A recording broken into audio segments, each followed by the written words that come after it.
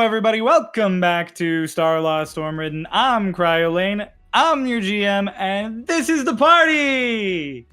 And we're here to play Starlost. Cubone's also here. Hi, Cubone. For the audio listeners, Cubone is Crow's dog. He's currently saying hello. Say hello. That was hello. Oh my gosh, that worked. Hello. Well, now we gotta right. restart. You can't swear in the first minute, Cubone. No! Cubone, why? Dang it, Cubone. He only knows curse words. He only knows swears. Stop being bad. It's like that really old video of the husky. Alright. So, getting into it. Last time in Starlost Stormridden, we picked up with you guys in the small coastal outpost of Drydock after it had been ravaged by Remembrance, and sort of just left to its emptiness. You guys sort of figured out generally the idea of what had happened and decided to continue on your journey further inland to find and return Delphi, Selic's brother, to Cloudbreach to do some various research that will be necessary to hunt down the Tide Striker, presumably. Before you guys left, however, Runava asked Phoebe very kindly to not shoot Zervi again, as she had previously done so. And Phoebe revealed that she didn't remember shooting Zervi. She didn't remember shooting much of anything.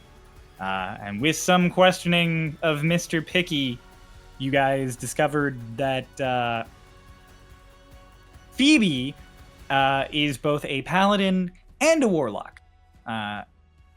Mr. Picky is her oath keeper, a little guy who helps monitor her oath for her paladin side, while her gun is her pact bearer. Something which Phoebe is vaguely aware of, but only subconsciously so, as she spaces out immediately when you guys start talking about it directly, and doesn't remember any of the stuff you guys said. You guys sort of decide to keep an eye on things and on her as you head out properly into the desert with your guide, Garrett, the poacher who you had decided to not turn in. As you guys go, the desert sucks.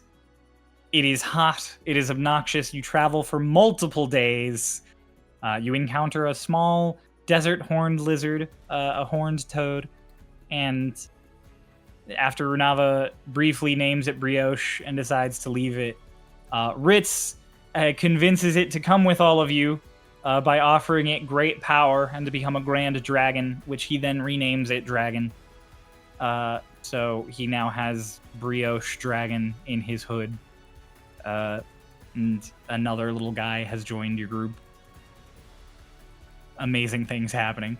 You guys then spend your first night in a small resting space. Garrett shows you a very pretty underground spring pond area where you rest. And overnight, Selic and Vane first have a conversation about siblings and family, and why Selic is so scared that Delphi will see him again, and sort of Vane's opinions on success and failure in life, of which everything is 50-50. It either works out or it doesn't. Totally how statistics work. But after that, Runava and Bella have a conversation. With the general gist of the fantastic conversation that they had being that Bella needs to focus more on being good and less on being great. And Runava sort of shares a bit more information about her family and asks Bella very kindly that should things come to it, to let the fate of Euros be decided by her, as Runava hopes to trust her. But to begin with, she needs to stay a bit more in her lane. all in all, incredibly good conversation. It wrapped up wonderfully. Fantastic. You guys set out to travel again, finding first a dead body, which just had a potion in its bag and no other identifying markers, and then seeing a shooting star. Quickly revealed to be a meteorite that crashes to Earth as a magpie watches you all chase after it. You guys discover that in this stone that crumbles apart to pieces, there is a small, dark cloth that is revealed to be a portable hole gifted to you by some outer force. You guys head out again and have the briefest of conversations on what the magpie could mean, with the implication being that maybe you were all gifted something by Erayakata, the magpie, the god of adventure. As you settle down for one more night of rest, on Runava's watch, she does in fact see the magpie again. And after talking to it briefly, leaves it with the question of a question for its master, presumably, of where were you on the worst day? The magpie flies off, and we cut to the next morning as you guys finish the last of your travel to see ruins off in the distance in a valley below you. Garrett, your guide up until this point, leaves you here, telling you to follow your path that he had brought you here on back through the desert to get back to the ocean when you're done. The rest of you proceed down towards the ruins, but as you are going, you are suddenly struck by a sandstorm, which you discover to be alive. Some kind of magical living creature. Vane tethers to it, Runava attacks it, Bella tries to capture it in the jar of containment, and eventually you all gather together, finding each other in the sandstorm after a brief separation, only for it to vanish in a blink of an eye. And as it does, you guys take a moment to assess your group. You realize there is another figure with you now who was not here before. A man in dark brown and black clothing and a mask that through the gaps in its teeth and the gaps in the eyes is eking this green smoke that kind of spills out really gently. You're all sort of in shock as the figure turns to Runava and says, to answer your question, I was watching, and then introduces himself as Erayakata. And I totally failed at any point in this last week to doodle him because life has been crazy.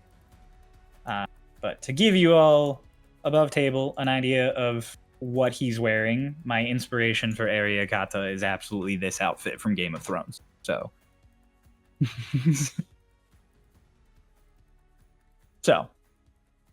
Brother's got drip.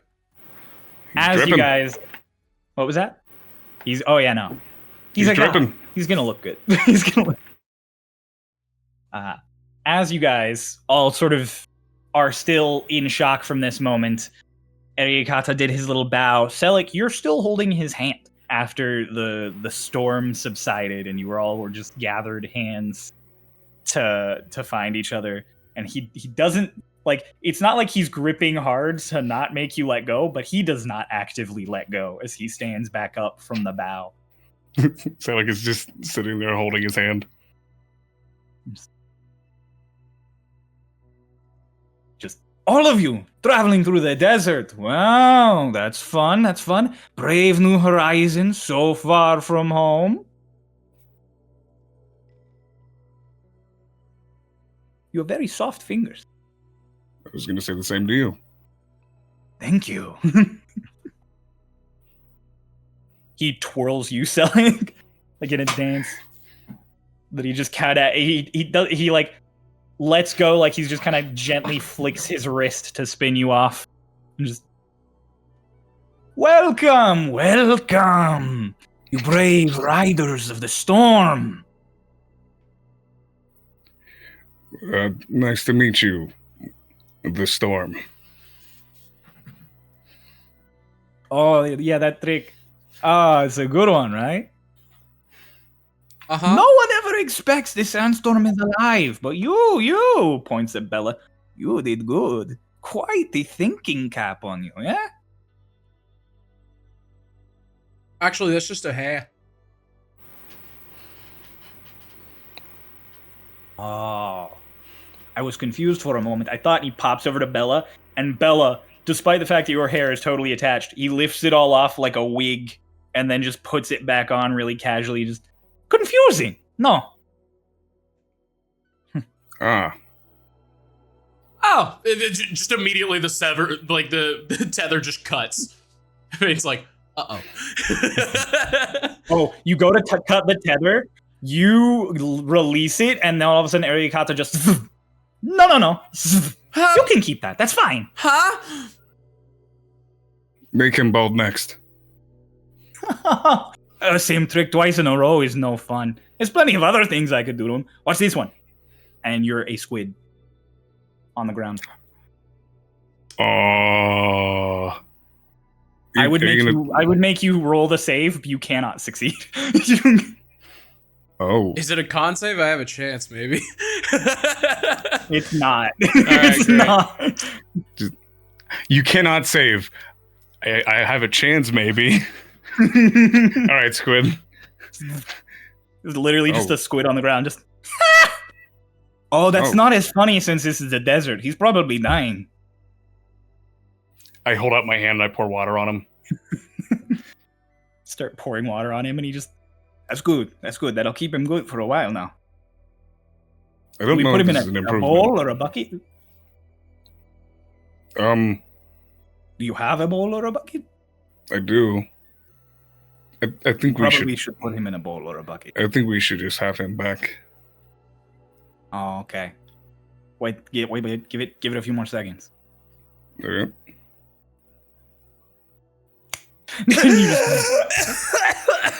I'm still pouring water.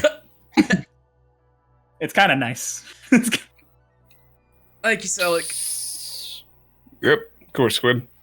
So, how was it having extra arms and eyes? You're seeing different colors than when you're a person. I was kind of focused on the fact that I couldn't breathe, and then I could breathe, and then I couldn't breathe again because there was now water in my lungs. Oh, it's okay. Don't worry about it. I'm sorry. I don't mean to interrupt whatever's going on, but have we done something to invoke some kind of divine presence or punishment?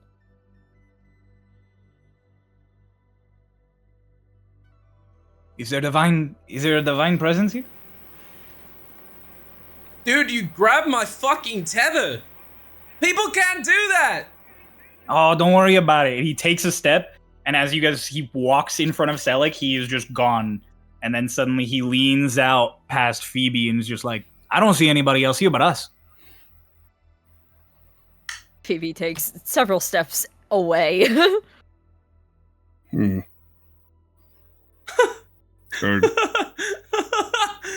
Oh shit. Are you here to have fun? I'm always here to have fun. That's why I exist. Adventuring, it's fun, it's good, right? We're not in trouble, are we? No, I don't think so. Have you done something that should offend me? He leans really particularly up towards Ritz on Bella's shoulder. Just, have you done anything that would offend me? Ritz just, why are you looking at me? Oh, you're the one that I put a little coin on. And he, in a blink, is in front of you. Just, yes, hello. I appreciate it. All of the offerings, they are grand. They are grandiose. Oh, see, I should have figured that out with the whole adventure thing. Yeah, you're one of the only ones that makes sense to me, honestly. See, you get it. You get it. I am the patron god of adventurers. You all should be so ecstatic that I'm here, not so nervous. Do I not look ecstatic? You don't look much of anything. You're sort of like a blank slate. Not that that's a bad thing. It's just, is what it is. Yeah, but As he's long real as we're not in cutie, ain't trouble. he? Come on, give me the smile. Come on, flip up the mask. Give me the raw.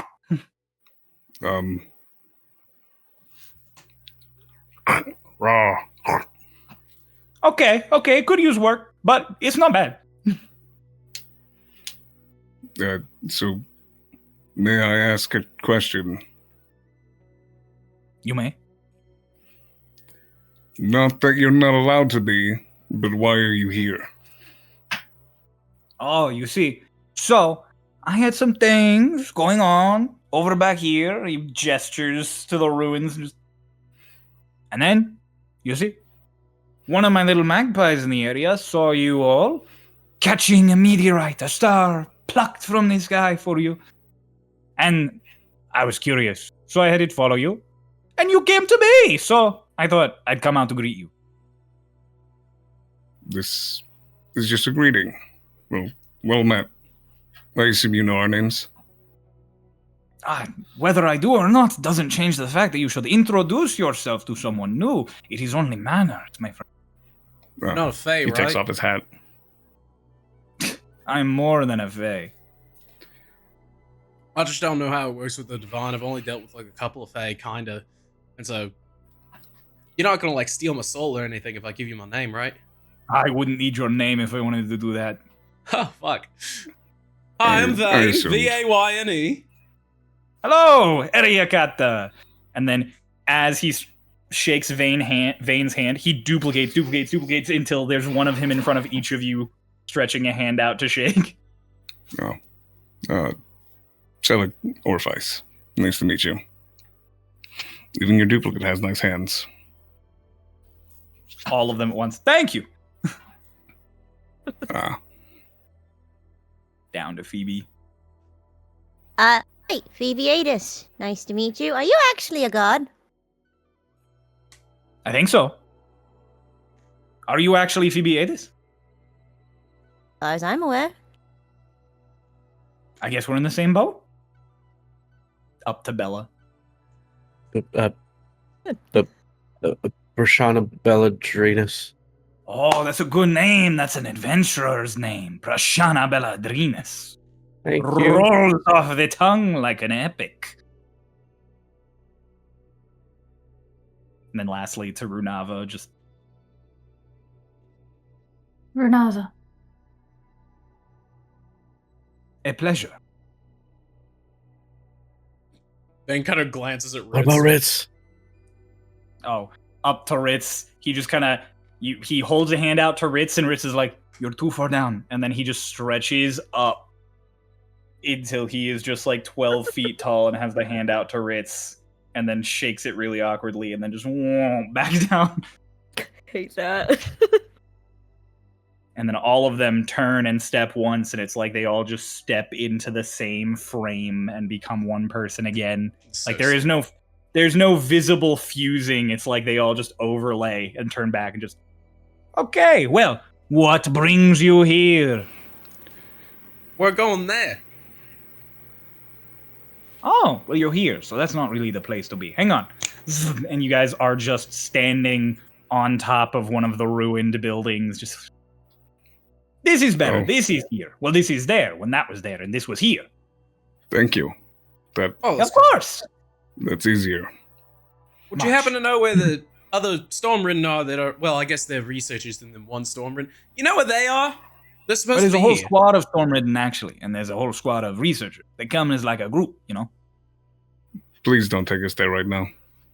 Oh, no, I wasn't going to take you there directly. No. They're hanging out somewhere else. Cool. Another question. Sorry, I have many. Naturally.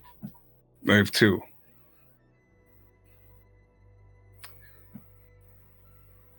What are you afraid of most, and what is your favorite fish?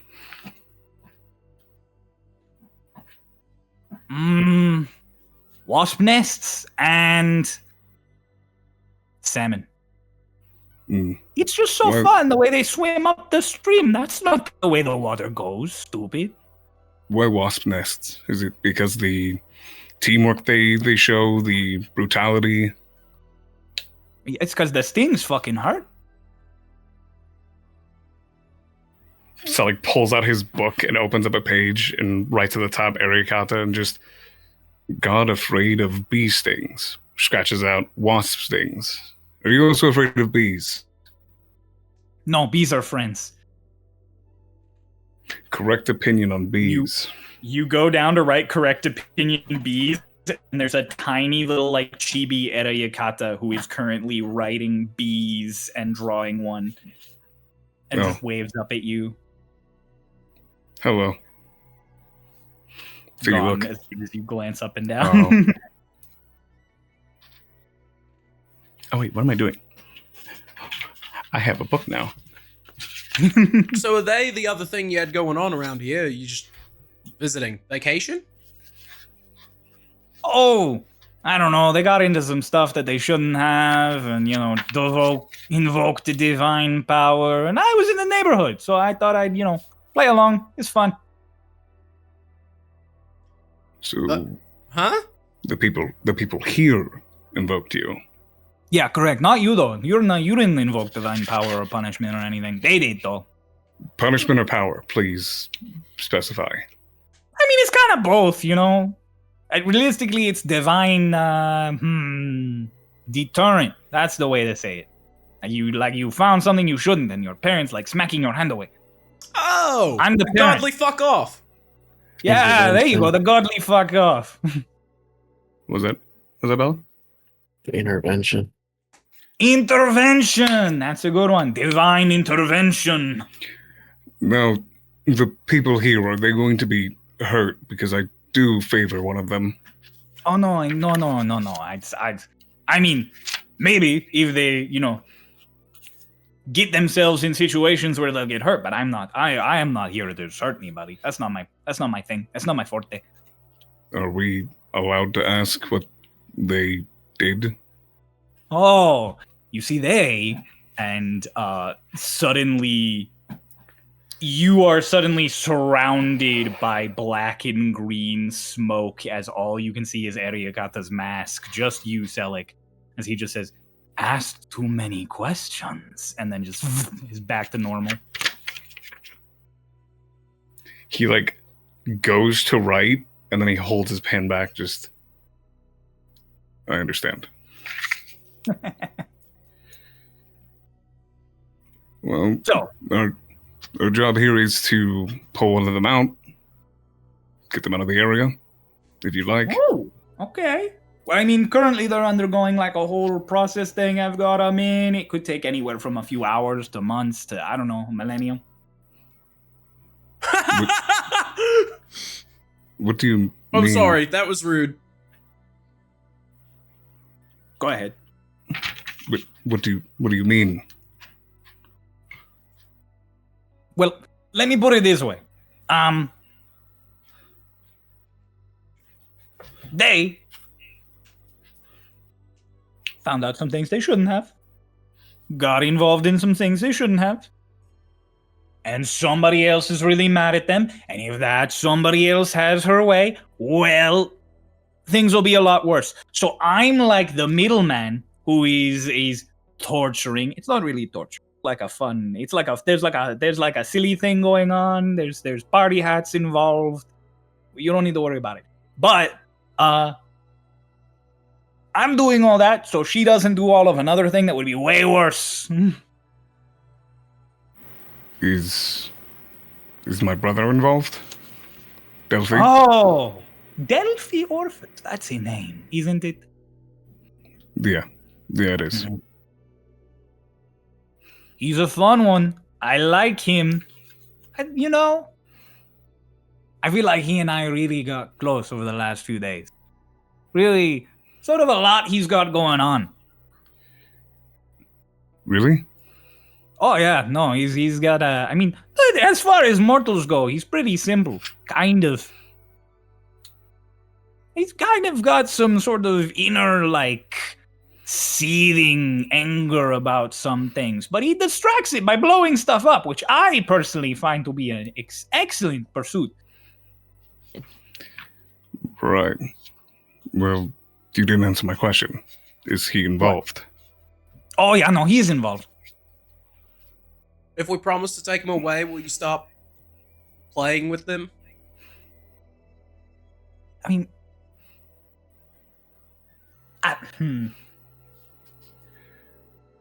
Give me one moment. I just have to double check some things. And suddenly there is like 7 Erayakatas again, like huddling like 10 feet away from you, just talking. I just gotta talk to Like, the managers. And then one of them pops up to like look at all of you, and then another one takes its head and pulls it back down into the huddle.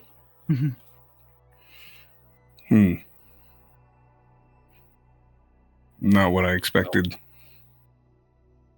They get to play by different rules. Yeah. They just didn't expect that this would be what we'd be dealing with today. Oh, the middleman angle's interesting. Very. I kind of This thought they just is- stayed to themselves. I thought they didn't like each other. This Hey, is Cryo? new.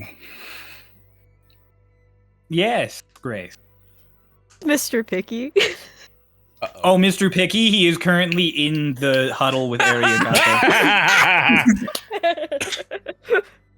Every now and then you can hear his really deep voice just being like, I don't think that's the best idea. At least we have a home team advantage here. I kind of like this one. I don't dislike them. They haven't given me a reason to, but I do worry about what is happening to my brother. That's fair. God's judgment is fair when it comes to the god. Fairness is subjective to most. Yeah, but he did say it wasn't punishment. It's a fuck off, which means he don't really want him dead. He just kind of wants him to know not to come back. Yeah. That's why I said it's subjective. Plus, To him, it it's might also not not his seem problem. that bad. Yeah. Yeah. Gotta think positive, Sally. I always think positive. Okay. Why do you look like that? Because we make a whole game out of nihilism. Why is there a we? Because we literally do. That's like 90% of what we do. We fuck with people by like giving the worst case scenario. We did that for Yeah. like 3 weeks on a submarine. Sure. How you two feeling? He just immediately turns over to Runava and Bella.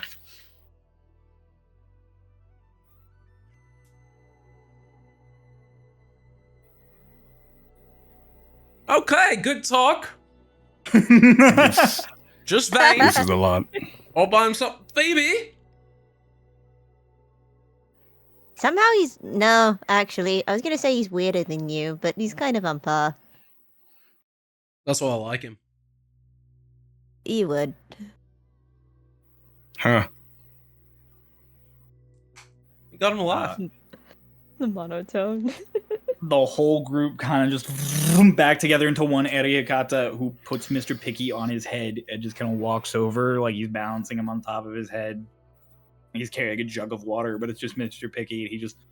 Okay, so I and my ever so wise advisor here, hello, nice to meet you, by the way, Mr. Picky, of course, have come to a resolution for you all. You see, he casually just tosses Mr. Picky off and just like, "Whoa!" I, in my wisdom and graciousness, cannot just let them go. Even if it is in your care, you see, like I said, I'm sort of keeping the peace, so if I just let them go, that wouldn't really keep the peace, and it wouldn't really satisfy the person this is actually about. But if, of course, you, and as he flares his arms out, it is like the top of the building you were on suddenly starts to expand with the slide and clink of tiles that as everything starts to grow bigger and wider, and out of the desert around you, columns start to rise out of the sand. And as he spreads his arms, you all start to spread out further away from each other, including him. But his voice booms out grand. He says, "If you best mean a divine game, then of course I would be required to let go of something in reward. I have a Ooh. question. All of you sort of slide out onto your own separate, like, pedestals that you're slightly raised on as this basically becomes a giant desert arena. Fuck yeah. And then Erayakata just points at you, Vane, and a spotlight appears out of nowhere on you. Boom! And then a little ball, like a little metal ball, falls out of nowhere in front of you. Above table, it's a microphone. Oh my Gone. god. Vane, like, What's your Vane's- question? He goes, "Are you?" Like he realizes the like reverb, and he goes, "You're like way stronger than us." So that feels kind of. Are we going to be on even ground, or at the very least, are the odds going to be fair for all participants? We do have the number. Oh. You're not understanding me. I didn't say you would have to best me in combat. Yeah, but even still, you turn me into a squid, which means even in cards, you could beat me. Really Squids easily. aren't good at cards. He's got a point. They have so many hands. How are they not good at cards?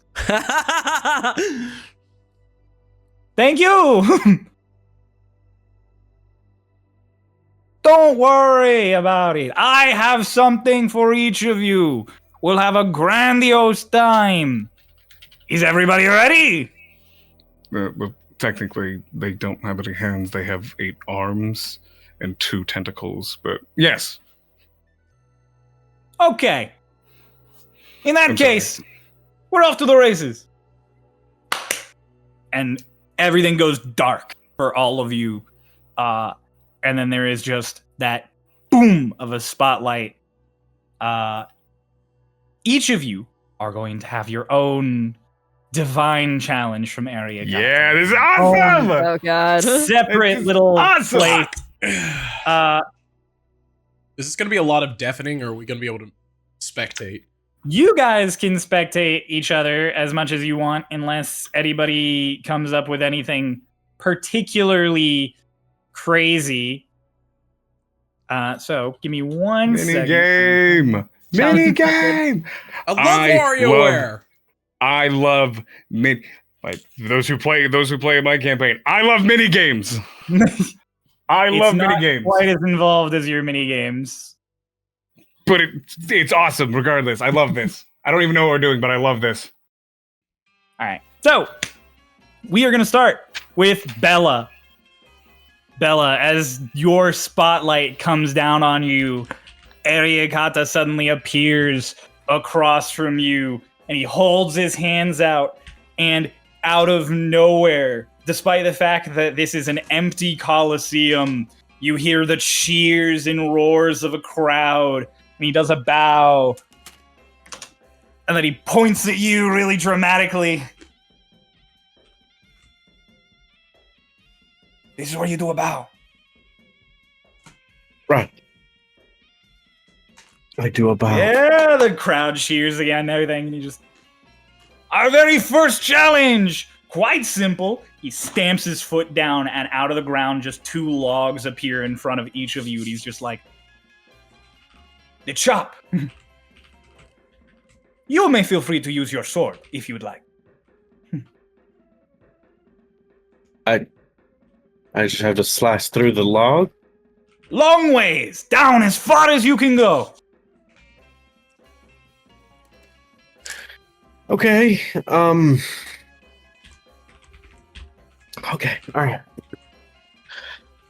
So, the way this minigame is going to work is you're gonna roll a d20 based on how well you hit. This is broken into little sections. Noah, you can see each other. Everyone can currently see this ongoing from their own little pedestals where they're not in the spotlight. So we can cheer for each other. Let's go. You can. Based on how high you roll on your 20, I'll let you roll a certain number of d6s, because it is a 6-foot log, and you will see how far you cut down it. Every number on the die will be another foot. Okay. So, On the count of 3, 1, 2, 3, and Erayakata brings his hand down, and you roll me a 20. I take out Tempest, and as he's sort of like preparing it, it's like, well, okay, get your head in the game. Get your head in the game. No better way to make a name for yourself than, I guess, winning a challenge from a god. As you're hyping yourself up, all of a sudden you feel your shoulders start getting rubbed, and you just hear don't let him get in your head. Don't let him fuck with you. It's okay, you got this. He's just gone again. I raise my sword up. Okay. Well, it's a natural 19. Okay. With 19, you can roll 4 d6s. 4 d6s. Yeah, Roll the them total 2 you at need a to get time. off those 4 is 6 to cut through this log. Well, the first 2 were 5 and 5. Hey! The second 2 were 5 and 1, so 16. 16. All right. You ready your sword, and as Erayakata slides his hand down, it just goes through his log like butter all the way to the ground, and at the same time, Tempest just boom cleaves this thing in half. There's an audible as the wood just explodes out on either side of it. And then Erayakata just does a And I take crowd my roars sword, again. I raise it, and I do like a flourish, and then extend it the other way. All right, but can you do it? Boom, boom, boom! 3 logs appear just again and again and again. Very Captain America. I can do this all day. All right. Now, he's like, this time we're going to make it a bit more of a challenge. What's fun without a? And he sweeps his hand, and all the tiles start moving targets as the logs are getting shuffled in front of you. Okay. So, to modify this, your d20 roll is going to be at disadvantage. Okay. Okay. And then the d6s will also be slightly different, but we'll see what your 20 roll is first. Okay. And so is he also hitting a log this time, or is it just me? He is hitting shuffling logs. He is doing everything you are doing. All right. A D20 at disadvantage. Oh, that is a natural 20 and an 18. Ooh! Okay, you get to roll 4 again. Okay. This time on you need to beat a total of 12, and you need to do it with at least 2 of your die being higher than 4. Okay. Oh no, it's like the logic First- puzzles in school again. Like equal to or higher, or specifically higher than 4? Equal to or higher than 12. And you need 2 of For them the- to be higher. Oh, be equal higher to or higher. Yes. than so 4. 3, 4. Yeah. You got 4, 1 5, half 6. chance on every die. Yep. Okay. The first 2 were 6 and 1. Okay. So you got 7. 2 more. So you need to get 5 total, with one of these being 4, 5, or 6. Yep. That is a 4 and a 2, so 6, so 13. 13. As you guys are doing the whole shuffle, Erayakata, this time he goes up from the ground and he slices through his 3 as they shuffle by, and you bring Tempest down again, and you catch them as all the tiles shuffle them into a line, and you just cleave them all down the middle, and they fall apart again, and he just oh, and the crowd goes wild. Beautiful, wonderful. Look at you, you absolute specimen of a lady. Thank you. Selic on your shoulder, Rook, who's watching all of this, is just like, this guy's kind of crazy. I like him. Yeah. Is there another It's fun. round? There is not another round with logs. He says, all right, now, little lady, you've bested me here twice. Do you want to go double or nothing? I guess. That's the spirit. Are you ready for this? Now you see these, and he boom, and there are chains that appear in his hand, and he. These are chains forged from the heart of a dwarf star. And he just tosses them on the ground, and all of you feel the whole arena just like shudder from their impact. I'm not sure exactly what that means. Ah, it's okay. Your little marble hasn't quite gotten their astronomy in order yet. That's okay though. And he pulls the chain really tight, and then he just casually tosses you one end of it. And as you catch it, it's so heavy. You like, Boom! Very simple. And he kind of casually lifts his with one arm. We're gonna play tug of war.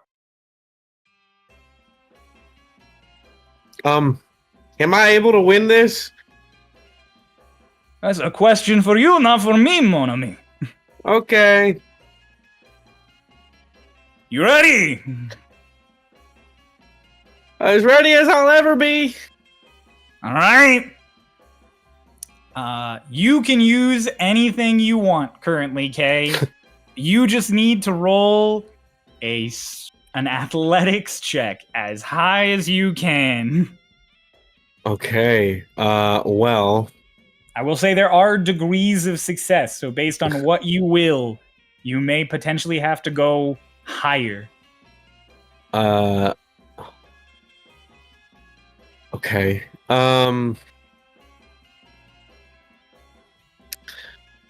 So for my Giant's Might ability, it says that if I activate it, I get advantage on strength checks and strength saving throws. In this instance, will you allow me to transfer that to advantage on the roll? Yeah. Okay. So I will. Athletics is a strength check. It's just specifically a skill. So I would argue that at any time, to be honest. I will activate Giant's Might and I become large. And then I will. I'm checking to make sure I don't have anything else that I have at my disposal.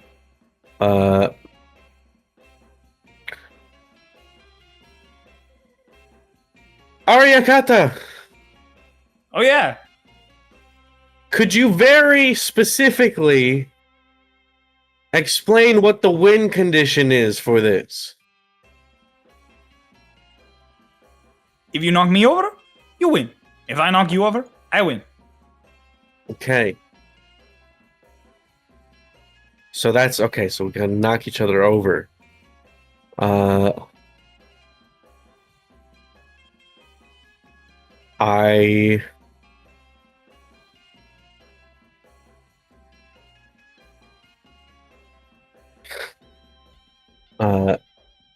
Okay, I'm gonna activate Giant Smite and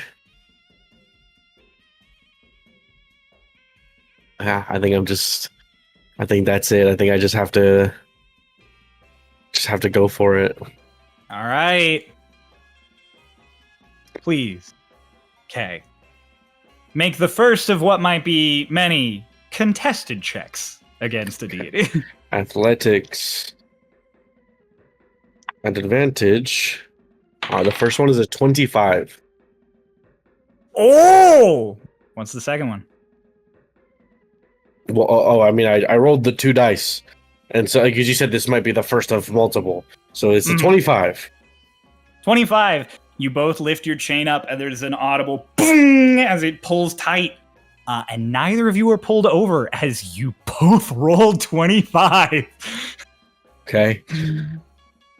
Erayakata pulls with his arm, and he almost comedically is like, hang on. And he like pulls at his clothes and like dramatically like and just has a tattooed like muscled arm under his jacket that he just flexes really hard. And then just, okay, I might have to try here. And he loops his other arm through, and I need you to make the next contested check.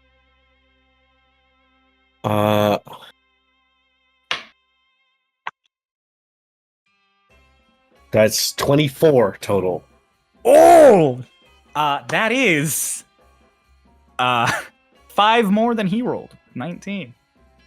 So there is this audible, and then You give it one more tug, and he stumbles forward a bit, and the chain clatters to the ground dramatically, and the entire crowd just like an audible like telenovela gasp that you all hear from nowhere. Erayakata just drops to his hands and knees as your spotlight goes out, and there's just one on him, and he just... Madre, lo siento, mamá. I did everything I could. I tried. Oh, mamá, she was too strong for me. Ah! I go over to him. Are you okay? Oh, you have bested me, powerful lady. I have been defeated. Please. I take his hand and help him up. You help him up, and as you help him up, he just suddenly floats up above you and keeps rising as he carries you up by the hand you're helping him up with. Come on. You had a good time, right? And he tosses you up into the air like you tossed Phoebe up. And then he just catches you really calmly, the other one. And he throws you, and you are just back on your pedestal. And he is again in the middle of the arena doing his big sweep. That shit was awesome, Bella! Thanks! Good job. All right, who's next? Who's next? Who's next? His hand like sweeps across all of you. And then as it goes, it stops on Phoebe and just, there you are, and just zoom, and you are just suddenly on the field next to him and just, Oh, all right, God. little lady, grabs that like metal mic again and brings it down in front of you. Oh, tell everybody your name, where you're from, what you dream of. Silence. You know, Nifty and Has Been when they have the interview. That's Phoebe right now. Just locks up entirely. You're silent for a few seconds, and all of a sudden his hand just vroom, and in a perfect mimic of your voice, just Phoebe Adis. I live in Cloud Beach. I like glitter, and then just all right, perfect. Yeah, Phoebe. Now. I hear you're something of a sharpshooter, eh? Sure. Okay. And he snaps his fingers, and there is suddenly just a firing range across the center of this arena. And he casually just, a bow appears in his hands, and he's like, old versus new, arrow and bullet. Let's see who wins, eh? I'll have you know. And he pulls 3 arrows out, and he fires them all without looking, and they'll just each arc down into a target. I'm something of a sharpshooter myself, eh? Oh, you did? Okay. Phoebe kind of gives like an uncertain look in Vayne and Selleck's direction, and then kind of like turns back. The thumbs. Perfect. Vayne just, ha! And so, like, I was gonna say, Vayne is 100% like Hiccup and like in How to Train Your Dragon 3, just like, You got this, baby! Oh boy. Okay. Let's start out easy. 20 yards. We can both hit that, right?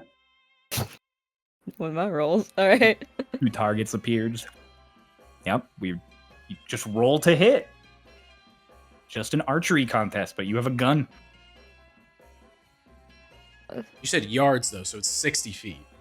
It's 60 feet. Yeah. I was like, that's gonna be important because eventually we're gonna lose a number. It's okay. I got the conversion. I can add my to hit Angry. to this.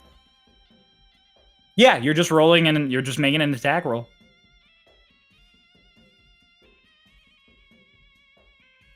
Okay, not bad. That's a 19. 19 is above the AC for the first target. So you do, he fires his arrow and it slinks into one as you just blow one of the targets away. And there's just like a,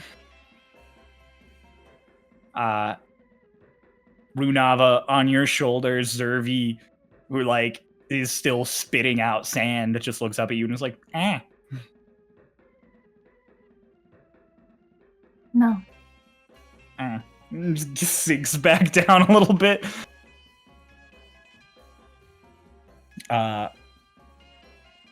Grace, as you both land your first shot, there's another cheer of the crowds, and Erayakata goes to fist bump you. He's like, come on, little lady, you got this. Yeah, all right. On to the next, and suddenly you both are like 12 feet up, and there's another target further out. And he's like, all right, this time we're getting difficult with it. You think you can nail it? Try? Okay. He lines up his bow. You watch him string another arrow. It's this really, now that you're close up next to him, the bow he summoned is this really pretty black wood that is carved into all these intricate little shapes on it. And then you and him both have to make attack rolls. How far is this? It is far enough that if you just shoot with the gun normally, you will be at disadvantage, but it is perfectly fine for Eldritch Blast. I was about to ask. Okay. So. With Eldritch Blast, that's a 21 to hit.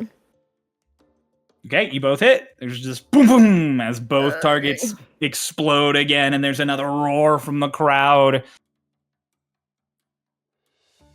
And then you just, all right, easy enough. And they zoom. Everything rotates around as you and him are suddenly on opposite sides of the field. And a big target appears in the middle, just an orb, basically. I was so scared you were about to say, all right, 10 paces, go. Yeah, no. That's round 4. As you guys both go on other ends and this wicker target orb appears in the middle, he goes, you thought you were going to shoot each other. No, I'm not that crazy. That's a big gun. I don't want to get shot with that. He just casually pulls out the bow again. And then he just, you and me, fire everything we got till one of us misses, huh? Okay. First one to miss a shot loses. We're just going shot for shot. Literally, you're just going for shot until one of you misses. All right. There is How a far is set the target? AC. Can you guys public roll this? Again, I just it is a really want distance to watch where this you will go. need. You won't be able to Eldritch see Blast. mine. Oh, right. Yeah. You'll need Eldritch Blast to hit it, but it's not a disadvantage. Okay. So, first roll. He hits with. First one's a that's what I 22. want to say. 22 hits. Next roll. Second one is higher. He nat 20, so he definitely hits. Okay. Third one. Same thing, 24. Nat 20 again. He's a god, I guess. Fuck you, Cryo. I don't know what to say. That's a nat 20 for me, actually. Hey, okay. They both hit. Keep going. I don't like this. What'd you 18 roll? plus 7, 25. He rolled a 2, which with his bonus does not beat the AC of 18. So you fire your shot and he fires his arrow, and almost perfectly as his arrow is arcing in, your shot hits and it just blows out a chunk of the target, and his arrow just misses and hits into the ground, and he just dang it! And suddenly you guys are next to each other again in that box, and he just casually tosses his bow down, just damn, I gave it all I had, I really did. And at the same time, 2 other Erayakata appear and pick you up champion style, just and then he just lifts the hand up to you, just good job, right? Yeah, good game. Boom, and you're back on your pedestal.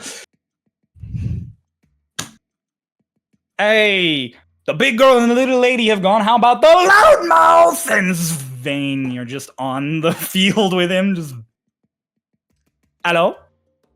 I like to believe it's mostly the charming one. No, it's the loudmouth. All right. This is divine judgment. So it's that's your title now, man. That's fucked.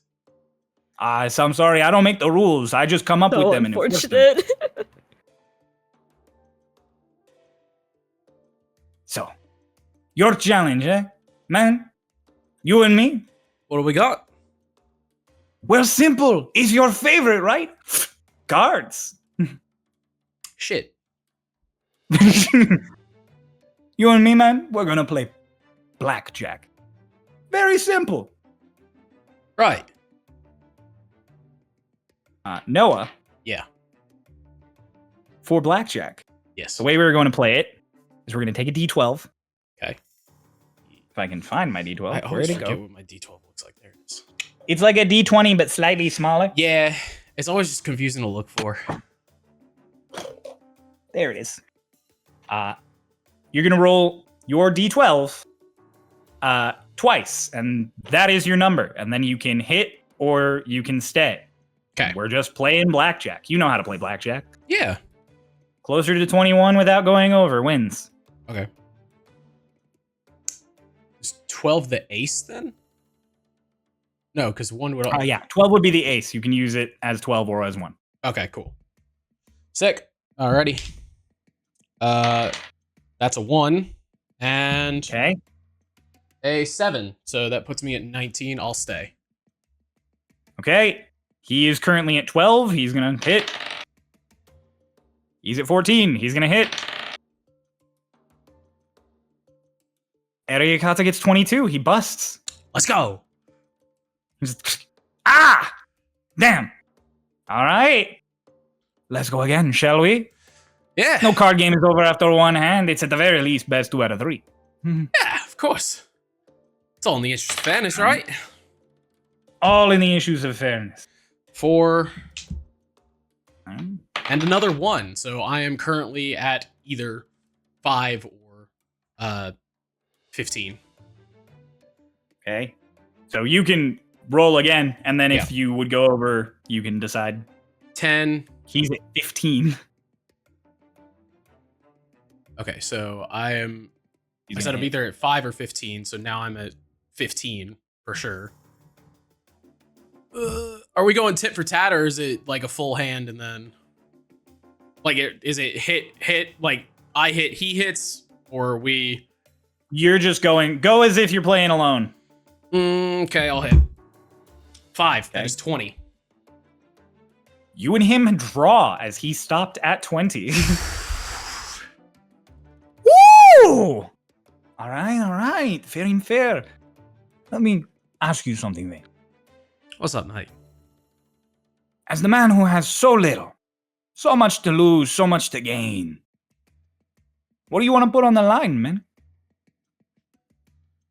I mean, I wouldn't really argue that I got a lot to lose. When you have very little, you have everything to lose. Imagine God's got no interest in money. Not particularly, but I mean, I'll bet you some if that's what you want.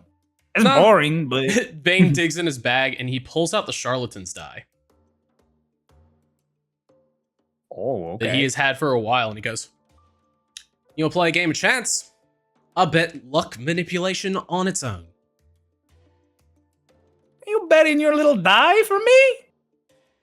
Could You be spend any your number own of money. money on that, man. Yeah, well, I figure it's only appropriate, right? It's literally a game to cheat in dice. Okay. I like it. That's a good one. I'll match you with something fun if you win. How's that sound? Sounds fair. All right. One more hand. Winner take all. Let's go. Anytime I think of blackjack, all I think of is the Mitch Hedberg joke, where he's like, "My friend's a blackjack dealer. He has a tattoo of a king and an ace. I'm a blackjack player. I have a tattoo of a 10 and a 2, and maybe later a king." Okay, so just to make sure, 11 is your jack, right? And then 1 and 12 are both the ace. Yes? Yeah, so just literally just treat it as the number except Okay. 12 and 1. Gotcha. Yeah. Well, except 12. That is 2 jacks. Ooh. That is. Oh yeah, that's right. Jack is 10, not 11. Yeah. I'll stay. Okay. Erayakata busts with 22. You just ah, and suddenly there's just the sound of like casino, like and just gold just comes piling in, just starts filling up like water. As you and him are just sitting there across this table from each other, and he's just like, "It's crazy, man, isn't it? How all of this happens. 1 second you think you got nothing, and then the next you're just it's happening to you too. As you're just like, Hey, wait! and then suddenly you're just buried, and you're like, oh god, you can feel it crushing you, and then you're just on your pedestal. It's a great game! Hey, wonderful game. You did good. You did good. Sleight of hand, maybe luck, maybe. Either way, it's a game, and you won. And check your pockets. Maybe they're a little heavier now. You do indeed feel something in your coin purse. What guy? You reach in, and there is a diamond. Ooh. Hell yeah. There's a gun in your pocket. There's a gun. Cry There's a You're gun about in to your be pocket arrested. and a letter Yeah. with instructions. What does it mean? Fire. Let's go. It is, in fact, a diamond worth 500 gold. Sick. How much You reach in your pocket, you find a gun. You're being arrested for concealed carry. It's not legal here. Erayakata in a cop outfit appears for tracking you off. Bane, extra confused given that Phoebe has an entire rifle strapped to her back. Wait, it's not concealed. No, it's different, man. That's a long barrel. That's different regulation in this state. Okay. Gotcha. What state? The state of disbelief. He casually holds his hands up to like either side of the arena where you guys are and drags, and you guys are just like magically switching places on pedestals until on pedestals next to each other and in front of him are Selik and Runava, and he's just like, Boulder, Parchment, Shears, who goes first? Come on. What? Oh. Yeah. Runava, Selik, rock, paper, scissors for who goes first. Yeah, game inside a game.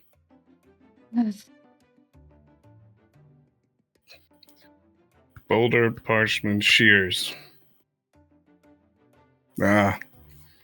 Shears main. Boulder, Parchment, Shears. You got me. He just casually, and it's like he pinches Runava out of existence and superimposes her in front of him, and then just you're just standing there. Hello. Selik, you hear in your head as I cast message before you leave. You care deeply about your brother, correct? Yep.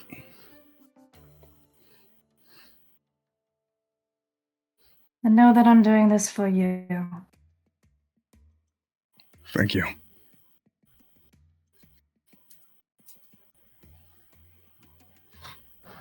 Hello. Hello. It's good to see you. How are you? Could be better, could be worse. You just kind of vroom, and you're suddenly both on like rotating like talk show stools almost. Just Runava Brositum, you've been a lot of places, you've seen a lot of things, but now you're here competing. How do you feel today? Tired? Are you going to bring all of your energy to the competition? Absolutely not. What are you going to do once you win? Continue with what I was already doing. All right, tell us your true and honest thoughts about your competition, about all the people you're competing against. How do you feel about them all? If I had the chance, they wouldn't be here anymore. Oh, bold take, bold take. And now, for your little friend, you in the hood with the no ass. So he just, and just holds the mic up to him, or he just, how do you feel about the competition today? Really reverbed in close to the mic, just, In distance. With the what? How do you feel about your competitors today?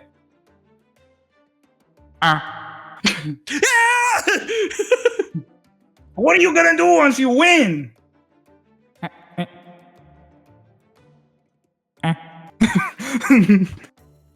I so badly wish there was reverb.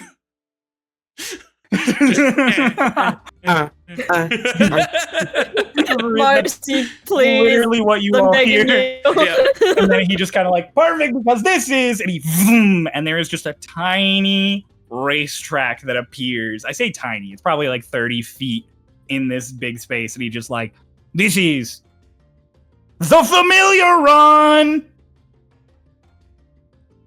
What do you think? What do you think? You think the little guy has a chance of winning? Against whom? Oh, wait, I know I put him here somewhere. Hang on. Starts like looking all around and just, now that you mention it, I don't think I brought my little guy. And then just a magpie lands on top of his head and just, there you are. And he grabs it and he just whips, and it is just suddenly a hedgehog. It's just a black and white hedgehog. It's a zigzagoon. Yeah, it's Well, he can't win. Hedgehogs are historically fast. Yeah. Let's hope there's no rings on this. And he's got an ass. He has 2 extra feet. Zervius front wheel drive. So, here he is, your competition, my favorite, the absolute dominator of the racetrack, the most powerful little man who ever did exist, Steven.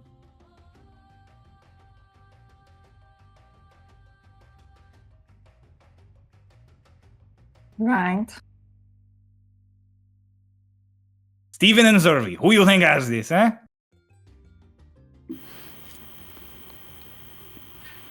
Zervi! There's Zervi, the if you win spirit! this, I'll get you fries! He hears Vane say that, and actually, he's like confused in your hand as you're taking Murunava. He's like, wait, what are we doing this? Is this happening? And then it's just, Zervi, if you win, we get fries. And he's just like, he locks in your hand.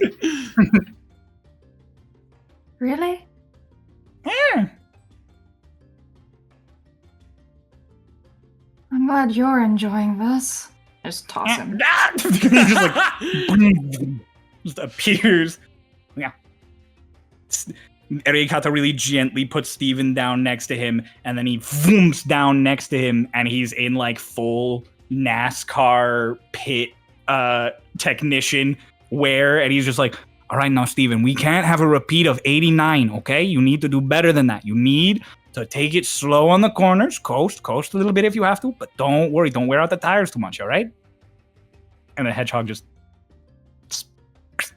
okay, you got this. Comes back up next to Renava, and he's just like, it's so hard being a parent. Don't fucking talk to me. Oh! He literally just goes, ooh! As you all hear the racetrack, like, dun, dun, dun, dun, and then all the spotlights converge as Zervi's just sitting there like, does a little stip stomps. Next to him, this hedgehog is just sitting there. And then these little, like, Mario Kart-esque lights just appear, floated by 2 little, like, cherubim Erayakata, and there's an audible bring, bring, bing. Ray. Using Zervi's stat sheets, but with any potential bonuses you can think of to help him from yours, I need you to make me an acrobatic or athletics check. Acrobatics or athletic? Okay. That would be a +3. Okay. And if you can think of anything that could potentially help him. I turn him into the observer. You know? That would significantly change how the race goes. So the bing, bing, bing, and as they start, Steven immediately sets out and shoots out ahead of Zervi, who is sprinting after him with his 2 front legs, partially zipping down into the shadow to keep up. and then you just casually cast the spell, and he just mid-run just basically dwarfs the whole ring. He can cover all of it in like 2 bounds. He's just doing donuts. Make your check with advantage.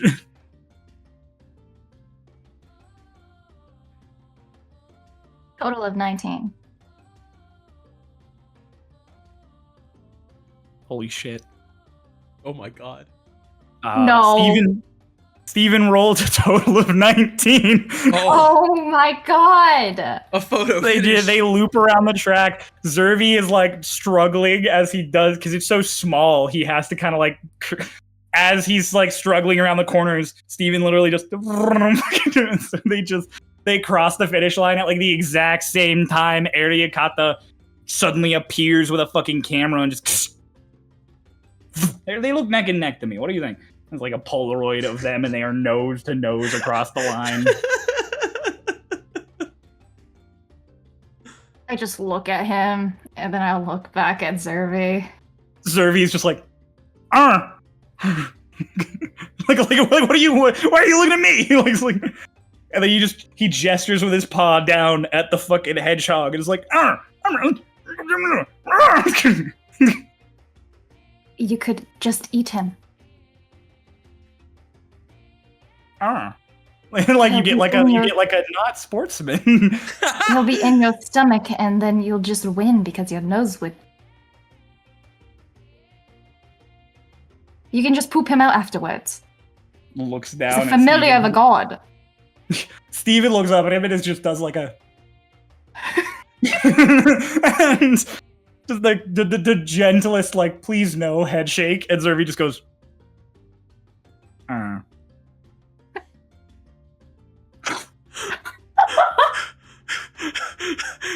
Erayakata just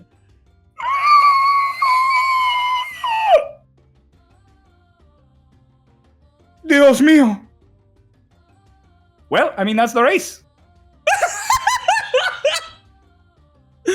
Vane falls out on his pedestal. He's like, he can't. Good game. Oh, come on, shake my hand. Just the littlest bit of camaraderie here. Come on, good game. Yeah, he like shakes your whole finger. He just takes your finger and it's just like, yeah. All right, you don't want to be here. And you're just back on your pedestal. Just wipe my finger on my jacket. Zervi still in the big racetrack, just like sees you over there, just and Erayakata's like, oh my bad, sorry, hang on. And he like, from his perspective, it looks like he grabs at Zervi and then pinches somewhere there and just and like out of Zervi like pulling loose from bread that hasn't baked yet, like dough. Just Steven just and Zervi just just there you go, and he casually tosses Zervi almost the same way you do, and little Zervi like mid-flight he just suddenly is little Zervi again, and you just catch him. I told Zervi you, he's a familiar of a god.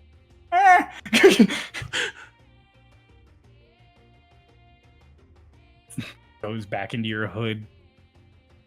You just Steven, how was that? It's just the most traumatized, wet, dripping little hedgehog. Vibrating. Just, oh, it's okay. You've seen way worse. And he just, he's back into a magpie. And he's like, go on.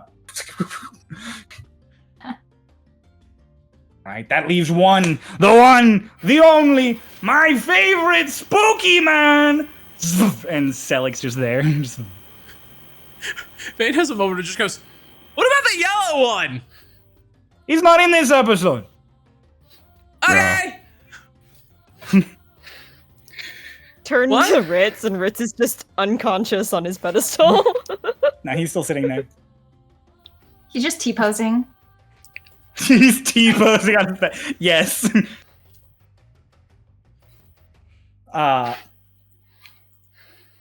So, legitimately, Selik, you just get pulled down to stand next to him. He doesn't do it in any crazy way. He's just like, my spooky man, yeah! And you're just standing there next to him and just, ho, look at that! Look at that! See the excitement on that face? He turns it as if you're turning into a camera that's not there, and he's like, look at him, a specimen. A spooky I'm- man. So excited. Yeah! I came to win. Points out at Vane, who starts clapping and just, there you go! Listen to him root for you! Listen to him! And as he's like pointing out Vane and being like, listen to him, all the other sound in the arena just dies. And it's just Vane just, Yeah! Yes, Ellie! Fuck him up! He could clap more if he was a squid. No! you know what, we can do something similar. Watch this. And Vane, you just suddenly have extra arms. I'm okay with this. You just start clapping. The crowd starts cheering again as Vane starts clapping again. That's good. That's good. I like that. It's a good one, right? Now, you and me, the challenge is very simple. Something that you have to do precisely, exactly. You have to get it right every time, and you have to do it with love, right? It is. Holds his hand out, and there's just a countertop and pots and various stuff. And he goes, making coffee. Oh. Yeah, I can do that. Whichever one of us makes the better cup of coffee, they're the winner. And do I have extra things that I can add to this? I'm very Ask me specific for about my coffee. anything. I've got you. I can do it for you. Perfect. I need eggs.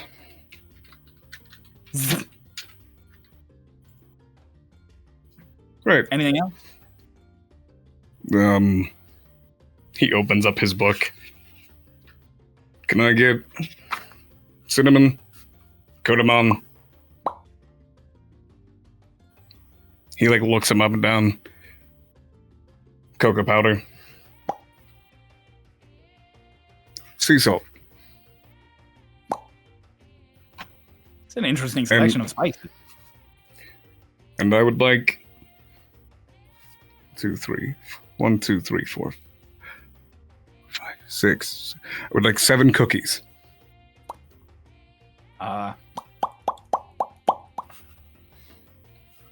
Perfect. Put 2 extras. Perfect. Or Oh. Steven and that little guy. Coconut milk, please. He's literally you. just summoning ingredients while the crowd is still going wild. Perfect. And who's the judge? The judge. One of the judges will be me. Another Mm, one of the judges will be you. The final judge.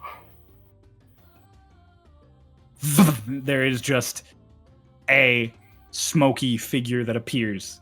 Is a mystery. the Don't worry, they're unknown. not biased. I appreciate it. Sure. I like coffee. He just writes something in his book and closes it. Right? May the best coffee maker win. Shakes your hands. Soft hands. Thank you! And moisturize. Same. All right. Prepare to be wowed. I love being wowed. So you set off. Crow! Yes! This is going to be 3-step process with 3 separate rolls. Okay. First, it is going to be a nature check for you to select the best beans and the freshest ingredients out of the batches you've been provided. Nature check. Okay. Okay, I would like to give myself guidance if that's okay. that is fine. Nature. Oh, you hit one of my worst ones. That's fine by me. Let's do it. That's not a D4. That's a D4. There it is. All right. Nature check. Okay. Okay. Really depends on if this is a good one or not. That's a 4. Okay. That is 20, 16, and a 4. Okay. You sort through all of your ingredients. The music's still going, the crowd's still cheering, and you guys are all kind of standing there somewhat awkwardly because they are just casually going through ingredients and pouring stuff into like the grinder. He's genuinely just like, maybe. No. Is this even coffee? No. And then he grabs one, just like, how's your day going? Oh, it's good, man. You know, I got a lot of stuff going on. Yeah, Jim. Yeah. It's nice to be down here on like the mortal plane. I don't get out here a lot. It's nice here. We got things. And stuff. And coffee. And coffee. I don't have that in my like divine realm. I mean, I could make it, but it's not the same as like making it. Like summoning, it's not the same as like making, you know. Well, I'll give you my recipe after. If you do good enough, maybe I'll invite you up. You can make me coffee. I like that. And he's just like writing down things. He's crossing things out, and then he grabs the one that he believes is perfect. Okay.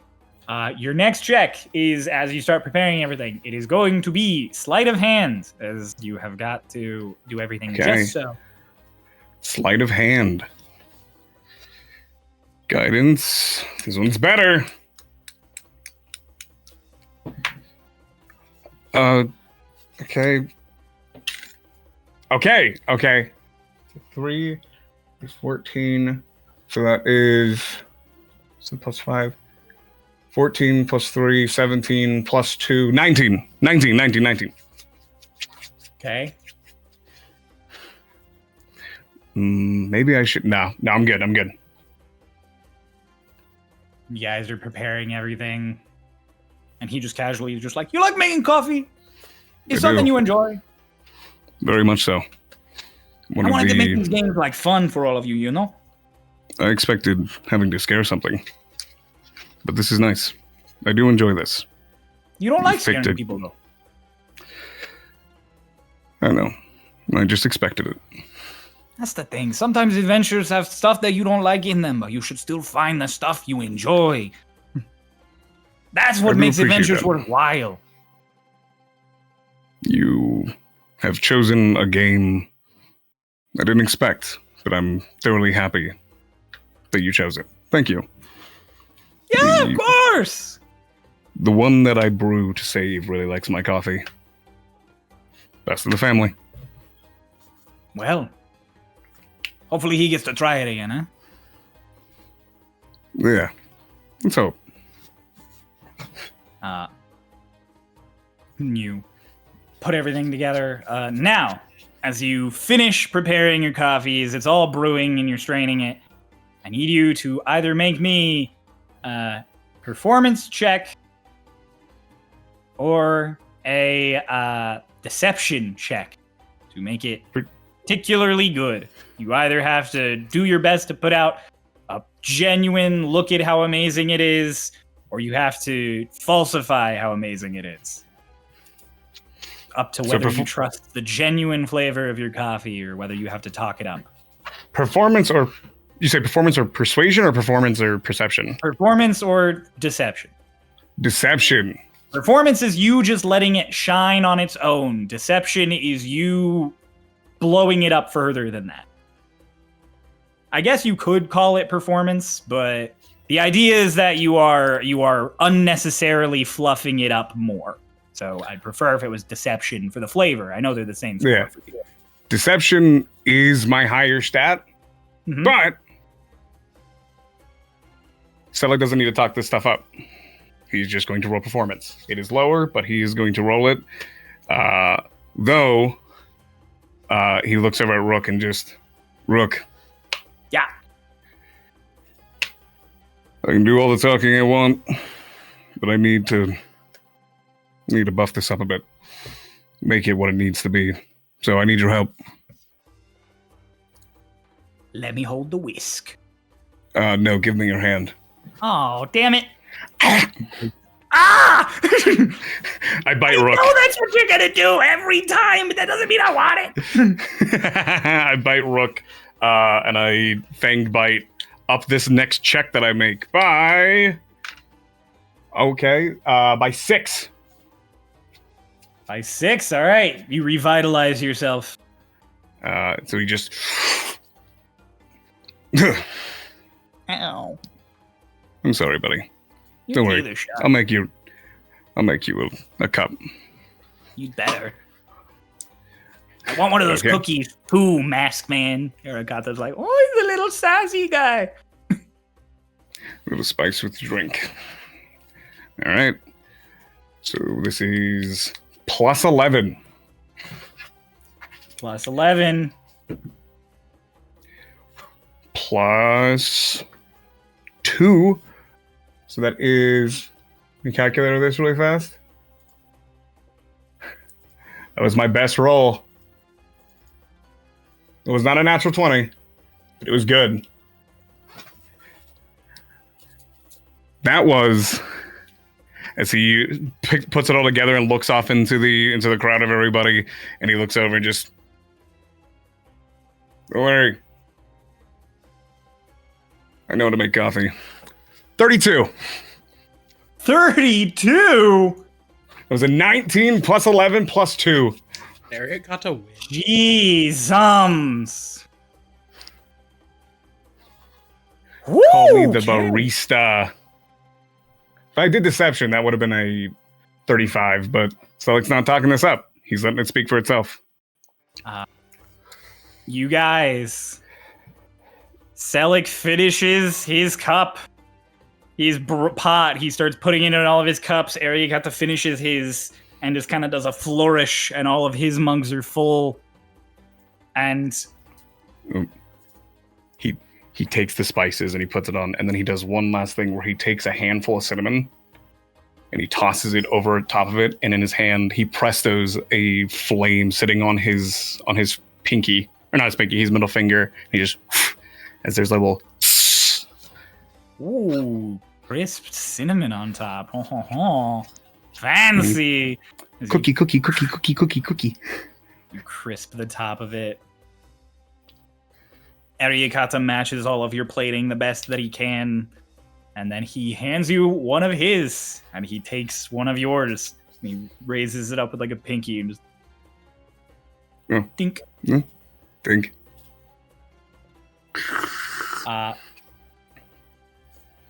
So we were totaling up all of your rolls. You got a grand total of 71.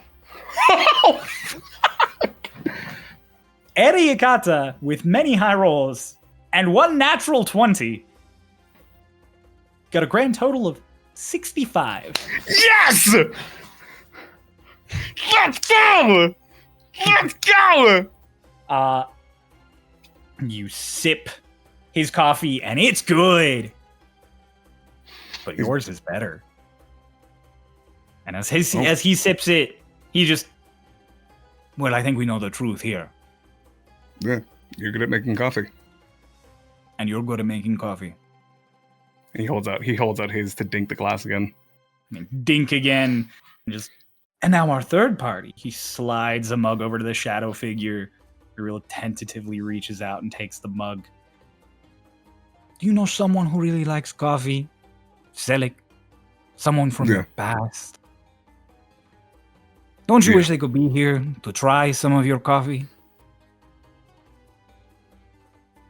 Yeah. I guess I do. The shadow figure takes some up and you hear the slightest. Erayakata waves his hand. And sitting there nervously, anxiously, is Ron, that kid from Kilby who you scared the shit out of. Who's just like, this is really good coffee. Can I go home? Oh. Hi, Ron. Hi, Mr. Selik. Can I please go home? Do you like it? It's really good. It actually is really good. Oh, good pick. Points over to Erayakata. Yes, right? I thought you'd like him. He's like a buddy of yours, right? Yeah, we're really good friends. Ron, thank you for drinking my coffee. I did mean to catch up with you. Yeah, anytime you're in Kilby, that'd be great. Did your fears change? I think I have some new ones. I will need to talk to you about that. Okay. Erayakata's like, keep the mug, and just and Ron's just gone. Bye, Ron. All right, that was, and he vroom, and you guys are all back together in the center of the arena. The game, and there's like again the audience does their like, oh. Can they have the coffee as well? Of course, everyone have a mug. You should try his. His is not that bad. Vane has a moment where he goes to reach for the coffee, and like he realizes he doesn't really know how to control having way too many extra arms and hands, so he's just kind of like he's got like kind of decision paralysis because he's like, I was already clapping, so I just kept doing that. But now I'm not sure what muscles to move. I take Selleck's coffee and I just to your mouth. Oh, that's good shit. Erayakata's like, here, let me fix that for you. And he like shakes all of your hands, and as he's shaking them, you just like start losing track of where they are really quickly, and then suddenly you're just like, with your actual hands. Ta-da! Disarmed. Ike. You've been disarmed. You've been disarmed. That's the second time I made that joke. It's easy. So, all in all, games, start to finish, what did you think? Did you have fun? I mean, shit, yeah, that was kind of like Vane has a moment, like he looks at Runava and he looks at Bella and glances at Selleck and pretends that, you know, Ritz isn't rendered right now. And Phoebe. Ritz, we pretend Ritz had a very, very nice game of a memory puzzle that I had ready, but it's not fun if Pulse is in here. I like to imagine a lot fun. The Erayakata specifically ignored him. Yeah, like Erayakata ignored him. You're not in this Fourth episode. level was like, he's not in this episode. His game But if you literally want to happened imagine off Ritz screen. doing something, I had a memory puzzle if Pulse had been available. But I love the idea that literally he like blocked it out to where his game happened off screen. Yep. I It's just like, had fun. yeah, I mean, I got to watch my friends excel at what they're good at. There you I'm just go. game a chance. Yeah, everything's a 50-50, and you like that Right. chance. I didn't even play my game. Yeah, but Zerby's my friend. Technically, I gave did you all play. something that you enjoy. Big lady likes strength and showing off. Little one there likes shooting and going wild and competing. No? I sense the urge to shoot coming from you. Is that not correct? Phoebe's just gonna quietly turn and feed Zerby the cookie that was on top of her coffee. Where does the food go? Elsewhere. And a good boy. I let you have a fun game of cards and talk a little and gamble a bit. I let you enjoy your familiar doing the silly things that they do so much. And I let you make coffee. Adventures are what you make them, and what you make of them should be the things you enjoy. Well, did you have fun? Did I have fun? I had an adventure. That's all that it's for. You see, I am a god born of your mortal joys of adventuring, of traveling and finding things. So, naturally, when you have fun, I have fun, eh? Yeah. I thrive off of your fun and your joy. If you don't have fun, I wither, I die, like a plant in the sun with no water. He genuinely shrinks and shrivels. Who's not having fun? until he turns into dust on the chair. Vane You killed him. For once, Vane smacks Selleck on the back of the head. You smack Selleck in the back of the head. Smacks Selleck on the back of the head and then just gesture at Runava, who very clearly does not look amused. Yeah, it was a joke. He splashes Vane with water in the face. Joke's on you, that still feels great. Mm. wasn't water. Erayakata suddenly behind and above Vane with a bucket of something, tips it over, and it's sand that just comes out and sticks to all the water. Just Oh. Joke's on you. She's been putting glitter on me for 3 days. Oh, hang on. Not. The bucket reappears with glitter. Oh, fuck me. There you go. Just slight rewind. Just a little, I wanted to add a little in because I was listening, but I was stepped away doing one. He's like, I let the big lady like be strong and show off, and Bella's just like, I mean, I don't know if I like showing off, like all like coy. I don't know, maybe. Kicks a rock.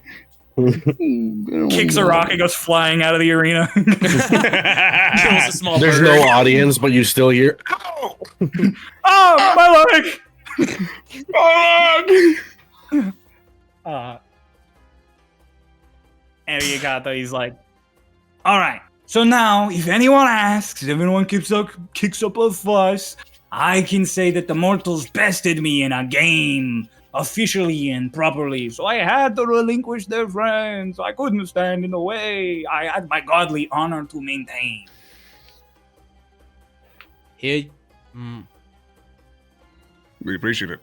Thank you. Yeah, of course, no problem. I had fun. You gave us a challenge that wasn't putting our lives at risk, and we got what we wanted and more. Of course. Pressiona Bella? Are we gonna be locked in some kind of divine punishment if we continue forward and learned what the researchers learned? Oh, no, it's okay. It's okay. Like I said, I have the whole game thing as an excuse. I don't really want to do this in the first place. And my sister's just kind of a bitch. You got a sister.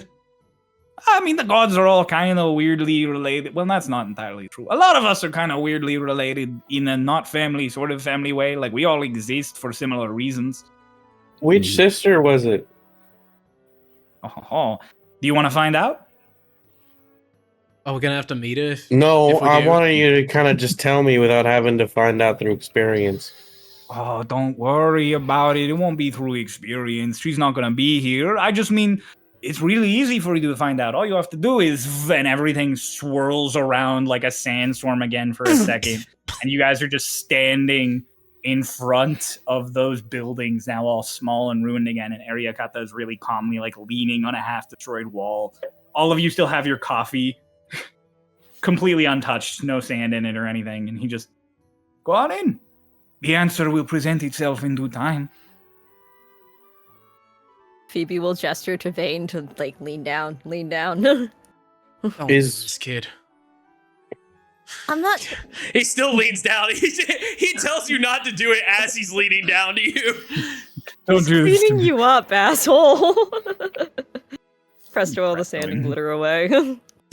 Is this goodbye? No, you're still hanging out for a bit. I'll pop in and out as you wander and explore. Or maybe it is goodbye. Maybe this is the last time you'll ever see me. There's no way of knowing. Truly, that's the magic of adventure. The unknown. Are you like omniscient? No.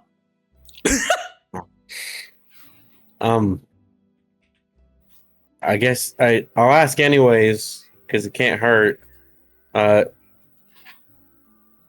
Rummage through my bag.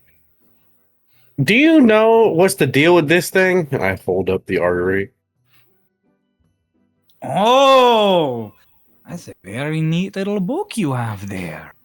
I sort of thought I understood it, and now I feel more lost than ever. May I see? Yes.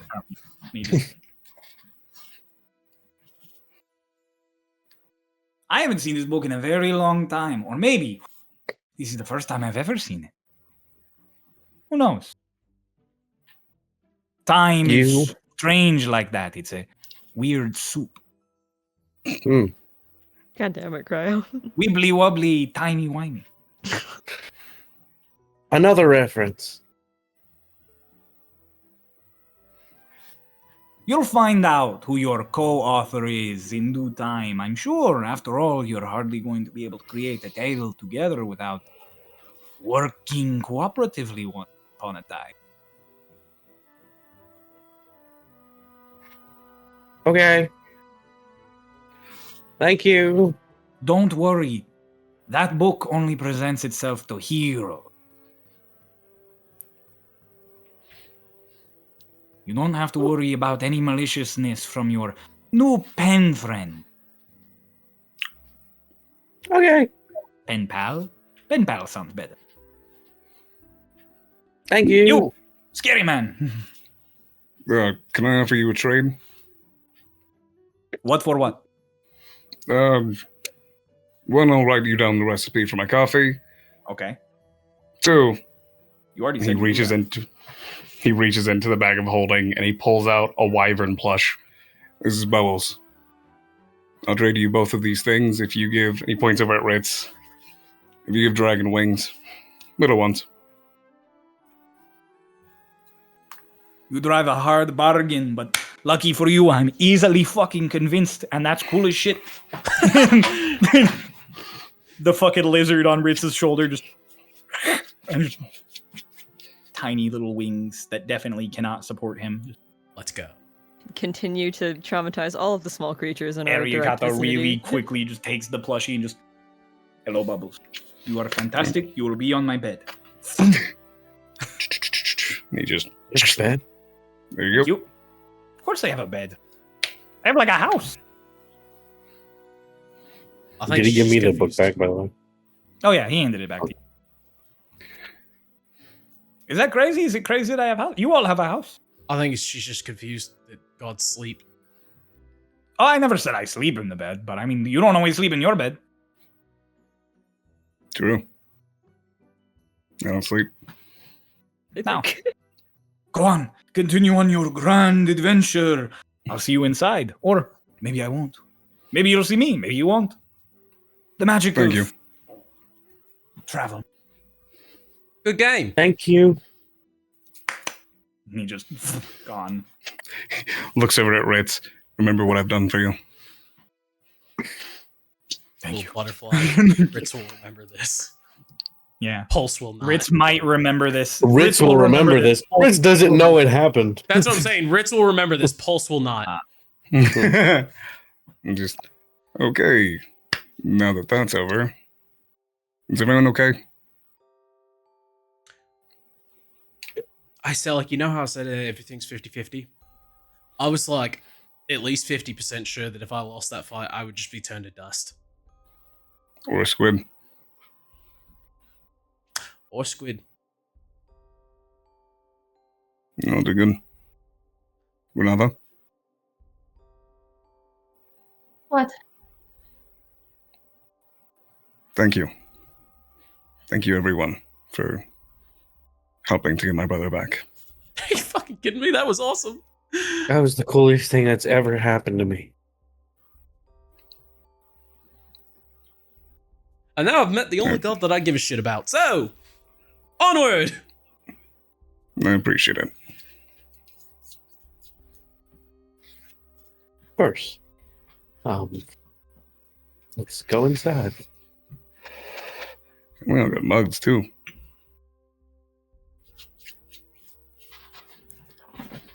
All right. Walk inside. Oh, I'm sorry, Rook. It was for the good of the coffee. It's okay. The coffee's really good. The cookie is yummy. My hand hurts. I understand. I don't like Yes. it, but I get it. He has 4 HP right now. Bro is not okay. So you guys walk into this desert ruin. It is a big circular space, but it is not an arena by any means or a coliseum as you enter. It is definitely some public space of gathering. Maybe it's a forum or some kind of discussion space. Maybe it's a theater. It all moves down to this spot in the center, this very gentle, low slope. Not a dramatic angle at all. It's like when you walk into a movie theater and you're just casually downward.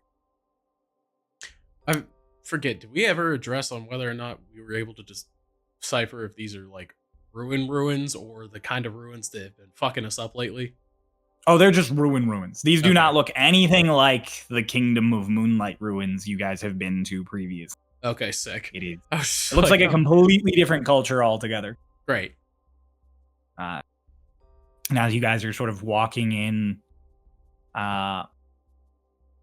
There are immediately in spots around the ruins, you see bedrolls that look like your guys' issued bedroll, the ones that Stormridden and researchers get. The signs of people having been here last night. They're not covered in dirt and sand. They're not downtrodden or lost. There clearly were people here. Through the cracks in the destroyed ceiling, there are shafts of sunlight that come through and illuminate the space so you can see, but there are still dark corners you have to investigate. But at glance, currently no one here. But the center of everything, there is a statue of some kind. It is destroyed, weathered by time and sand. All that is left is a pair of feet and sort of the remains of the base, which all clearly was once grand. It was clearly this big, huge statue. But at current, it is just rock, vague shape.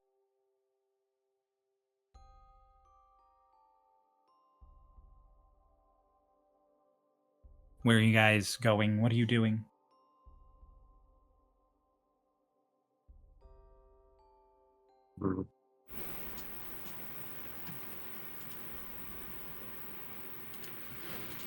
Ben kind of glances at Extella and he's like, "You guys got like in telepathy or anything? Can you like ping him?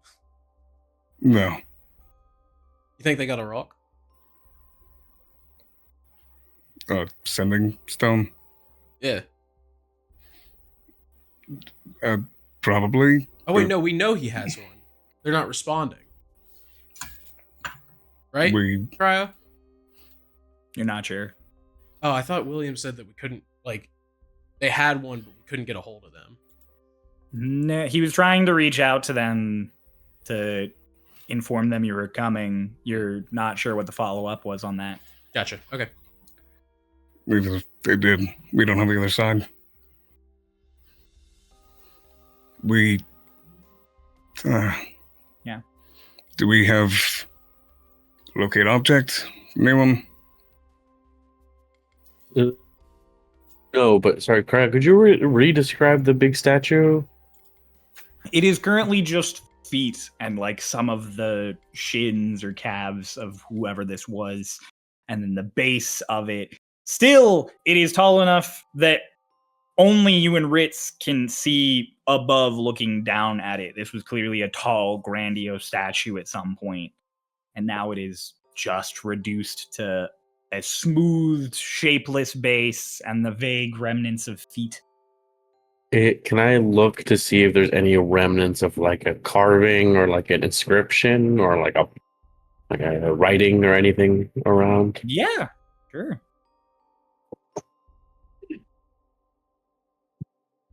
Investigation, I'm assuming?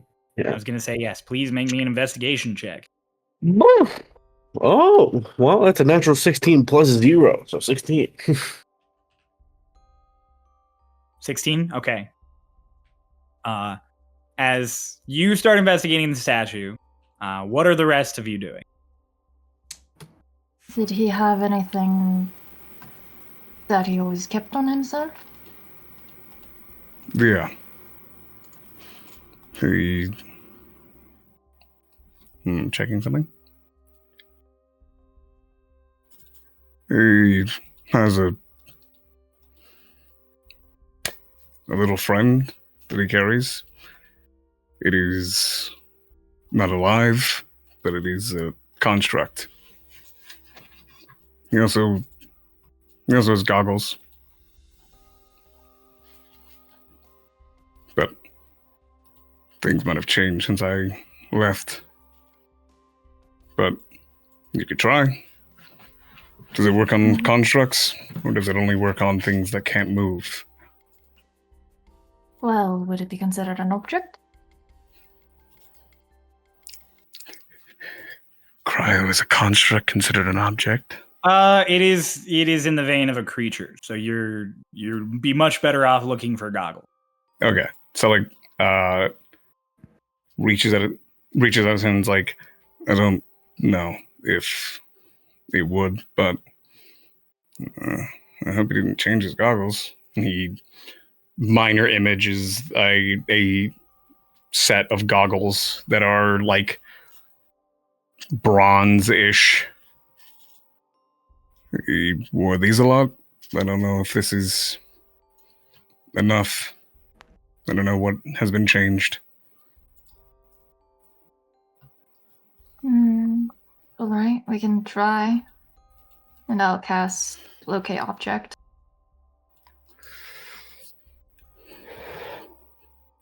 Okay. You cast locate object. Remind me how locate object functions. You sense the direction to the object's location if the object is within 1,000 feet of you. If the object is in motion, you know the direction of its movement. Ooh. So Yeah. The spell can locate a specific object known to you as long as you've seen it up close, at least once, or within 30 feet. Or the nearest object of the particular kind, such as apparel, jewelry, furniture, tool, or weapon. Yeah. And then it can't locate an object if any thickness of lead or even a thin sheet blocks a direct path between you and the object. that is not a worry. So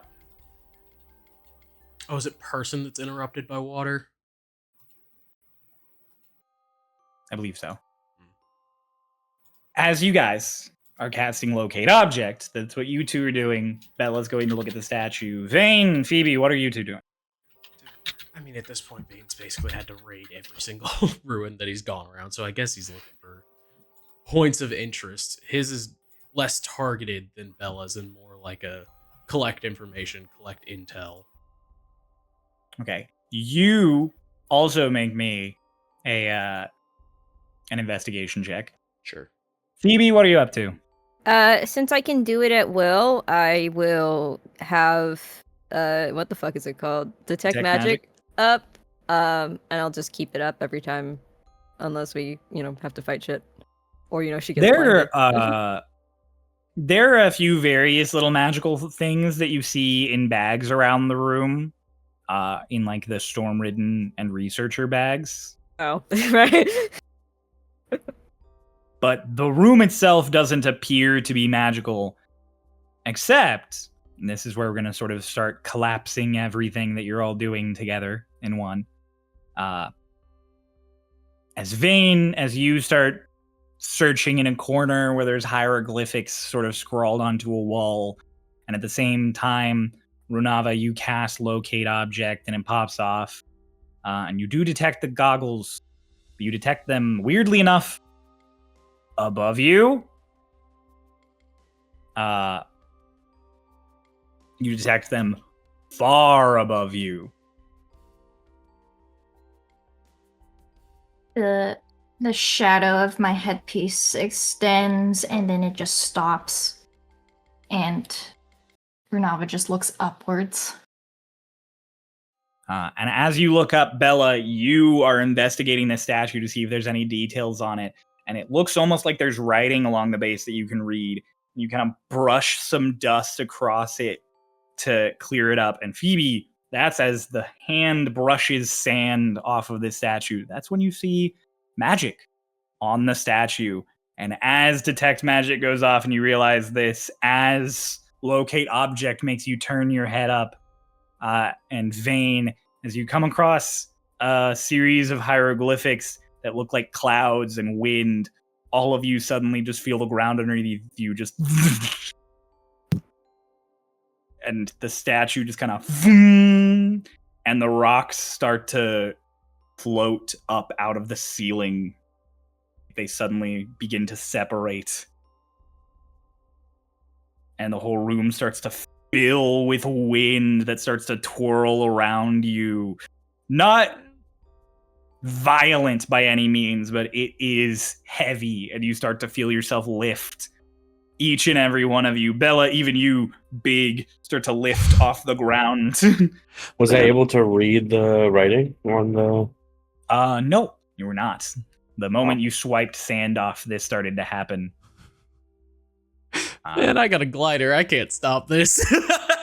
All of you just fucking get sucked up into this vortex, sort of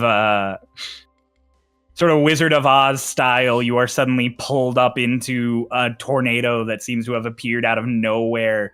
And as you are twirling around in it, you all can hear each other and see each other twirling around in this. At one point, even Mr. Picky flying around just bonked on off a bike. of Bella and just whoa! Yeah, on a bike.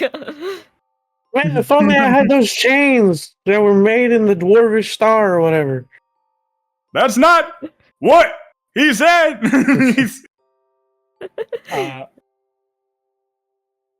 Can I try to grab Mr. Picky? You can make a dex check. Oh boy, what's Phoebe's dex? Not great. Yeah, that's a nat 1. That's it. You're a sharpshooter. You go to grab him and he just bounces off of your hand. It goes like cartwheeling into the edge of the tornado, and you lose track of him. And as the last thing you hear is he's like, "We have no earthly way of knowing which direction we are going." Did he hit Just something? a shape in the tornado that you can't hear or see anymore. As you guys are looking around, trying to get your bearings, as you're all getting tossed around, you all casually do see Erayakata in like a pose like this, with one arm on his hip and the other there, acting like he's like laying on a couch or something, but there's nothing there, and he's just like, "This is quite the predicament you found yourselves in. Hey, Let's throw up. don't worry. Everything will get sorted in time." And he does like a backflip and just starts cartwheeling through the air until he just explodes into like a cloud of magpies, all caught in the wind. And as you are lost in sand and feathers and air, all of you are suddenly just lying on cushions. Oh. There is the smell of spices and sweet smoke, and the gentle sound of a harpsichord below you somewhere. We died, didn't we?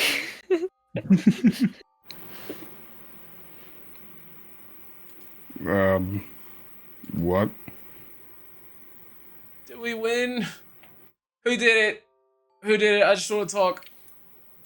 Oh, I'm gonna fucking throw up. I start to get up and I start taking in the surroundings, keeping in mind the locate object spell. I also You still take in the you still have a surroundings locate object. Yep. without it's coming. the help of the spell. What was that, Kay? I also take in the surroundings. I don't have locate objects up, but I'm still looking around. Vane takes in his bile. I turn on my lantern. Ew. The detect magic lantern. Before you guys turn on the lantern and do everything, as you guys are sort of getting yourself adjusted, there is a moment where you just hear, "Hello? Hey, hey!" You guys, a guy just comes walking up to all of you on the cushions. It's just a tiefling man. He Howdy. looks a little slimmer. He's, hi, hello. Please don't. Who are you? Me? I'm Kamanat. I'm from the research team. Are you here? Are you here to help us? Yeah, we're Stormridden. Oh, thank God. Please. Stretch his hands out to you to help you up. He helps you guys out of the cushions. You guys are laying in just this open space, these sandy brick walls littered with cushions. There's incense burning in these sort of braziers at corners of the room, and there is just the light of the exterior sun coming in through various windows. You see doorways that lead off into other hallways.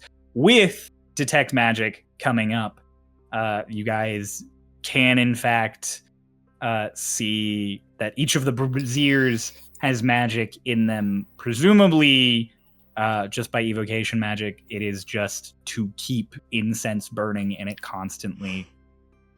And there is some kind of magic in the rays of light that are coming in through the windows.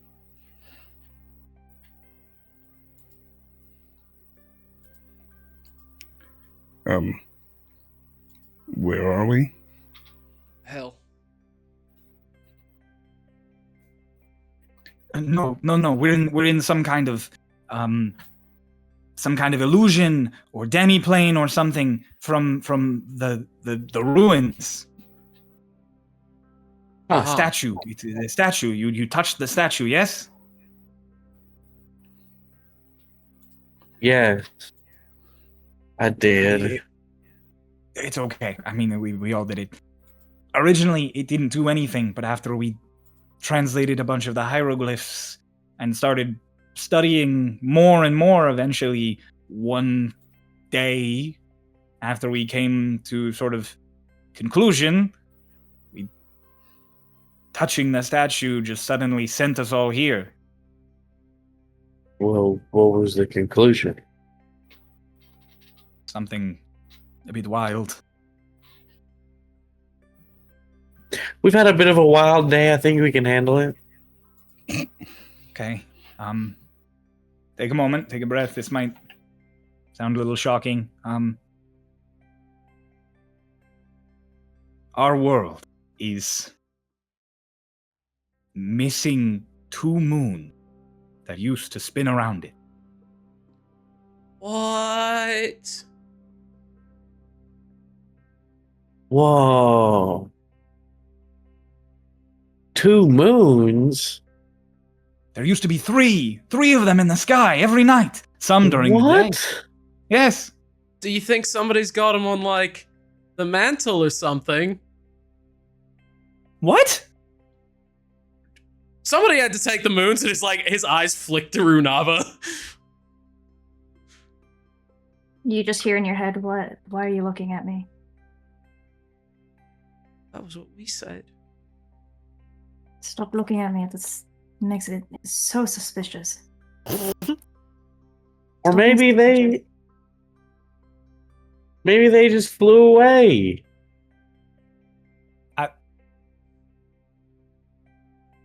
I don't know if you...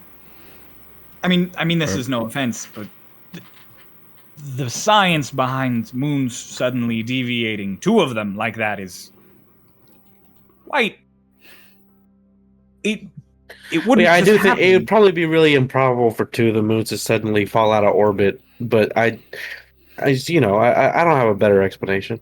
Maybe some unearthly cosmic aberrant being might have just eaten them, taken them to a place where they are being digested. Regardless, the more we studied, the more clear it was that something had changed, something significant had changed. And that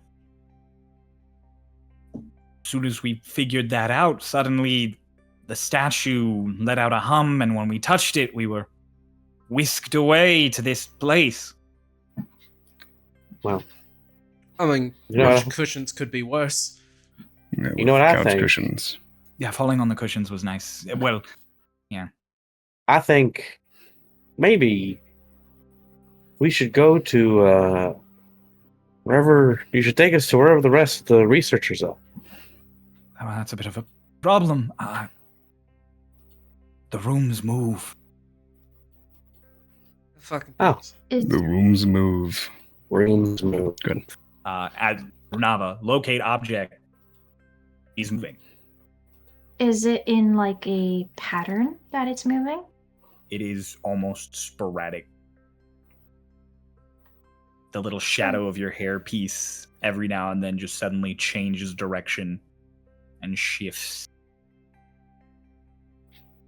So have you just been alone? Or Every now and then, members of my team or the Stormridden team come back in. They find their way back here, and after a little while, they head out to try and find others, and then I'm alone again. I'm the only one who stayed in one spot. Y'all should really stick together. Probably. Well, Okay.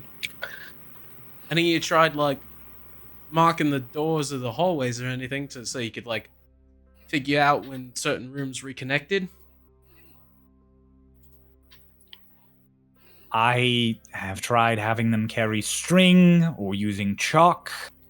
He points at a line on the floor of chalk that reaches the doorway and then just seems to cut off at one of the bricks. And that line of chalk never comes back. That line of chalk used to go off into another room, and now that room is gone. That's a lot of rooms. I don't know how many there are. Maybe there's only a dozen of them, and they just shuffle so frequently no one can get back. And as he mentions that, you guys watch the room next to you. You hear suddenly just like almost like brick sliding against brick, that loud sound. And a door like closes and then opens, and the next room is completely different. There. well. Sorry, what did you say your name was again? My name Kaminad. Kaminad. You're coming with us. What? We're moving forwards. We should all stick together. No one else is coming, so you've got no one else to wait for here. Okay. And we should all just keep whatever we decide to do, moving forwards, wherever we decide to go, whatever room we enter. We need to just stay together, all as one. If we meet new people, make sure they stay with us. So eventually, we'll all be together, and then when we find the exit, we can all leave at the same time. Okay. We'll do this. I think it could give us something. Well, for one, Renava, Yes. for one, thank you for locate object. Do you know how far that it's moving? Do I know how far? You get direction. Locate but I object, don't think give you get your- distance. Exactist, it doesn't. You do know you the know the- direction of movement. You know the direction. Oh, okay. I just start pointing and my finger just keeps moving that Okay. direction. Well, means they're probably within 1,000 feet of us. Rook, I want you to go ahead and into one of the rooms, and I want you to keep flying around until you find someone. Okay. And then in his head, just, if you ever find someone, reach out to me. If you can't reach out to me, continually try until we're within distance of each other. And if we get out and you're still here, I'll just be able to pull you back. Sounds perfect, boss. And as he flies past that, Don't first steal room, anything. Damn it! He rounds a corner into a hallway, and almost on cue, the doors boom, and you hear the boom, opens again into another room. Did you find anyone? No, not yet. I did find a room with a very nice hashish, though. Don't steal anything. I'm not gonna. I just, you Alright. know, it's here. Alright, since we're sticking together, that's my best ability to divide and conquer. Look, it's just. This is like a really nice, like, hookah pipe with hashish in it. Like, I'm telling you, it's smoke. It's what we're here for. Don't steal it. Ah, fine. And then heads off. Are you guys gonna take a step into a room? Vane in the background had quietly like nudged Runava and just handed the dagger to her to just be like, tell her, and then he kind of like offers the back of his hand to just be like, because you gotta spray it to lock it in. He's like, takes the dagger back, and he's now gonna like, oh, I spray the color, and it's a very light green color that I've posted into private talks. Let's go. Ooh. That's pretty green. Ooh, that is pretty. He takes it back and he's like, all right. Ooh. And as he's kind of walking toward the door, he's like, thankfully, I can change his color now, so we could try and go to the borders and just right there and then color coordinate them and see if any of them ever line up. And does every room have one door in it? Like one exit door, one entrance? I don't know. I've just had my one room with 2 doors. Okay. Well. Not gonna make any progress standing around here. Let's go, y'all. Yep. Head off. Can I please? Someone roll me a D100. Oh, fuck. Okay. I'll Okay, gladly you want the roll 10s? one of the dice. I'll roll the 10s. Cryo, just Maybe so I don't should roll have the to say 10s. it, No, I've every already time- decided. Every time we hit a threshold, Vane is gonna mark both, like, mark to where he knows it would slide across enough to where it's like it'll line back up with a different color. So if any of them Okay. do ever align again, or if they, he sprayed orange on one and now it's lined up with blue, he can kind of understand where they are. Okay. Well, I'm glad I didn't roll Okay. 10s. How would you get? 0. 0. Maybe we'll get 100. There's a chance. 90. 90. So 90 on the dot. Yep. All right. You I'm glad you rolled the 10s because that would have been a 9. 90. Okay. Ooh. You guys enter the next room. You sort of have the doors are always slightly ajar, so you push them fully open and walk in. And as you walk in, they kind of, once you guys are all through, they just snap shut behind you, and you hear that grinding happen as the room moves. You guys are in this sort of ornate gallery full of paintings. Some of the easels are tossed on the ground and abandoned canvas are resting there. Others are hung up on the wall sort of delicately. All of them have similar pieces of artwork. They all look like they're either portraits of a woman that are abandoned partway through, like they're not good enough, like whoever was making them decided it was not accurate, or they are roses in different vases. A couple of the sculptures around the room are various symbols and shapes that you guys don't really recognize.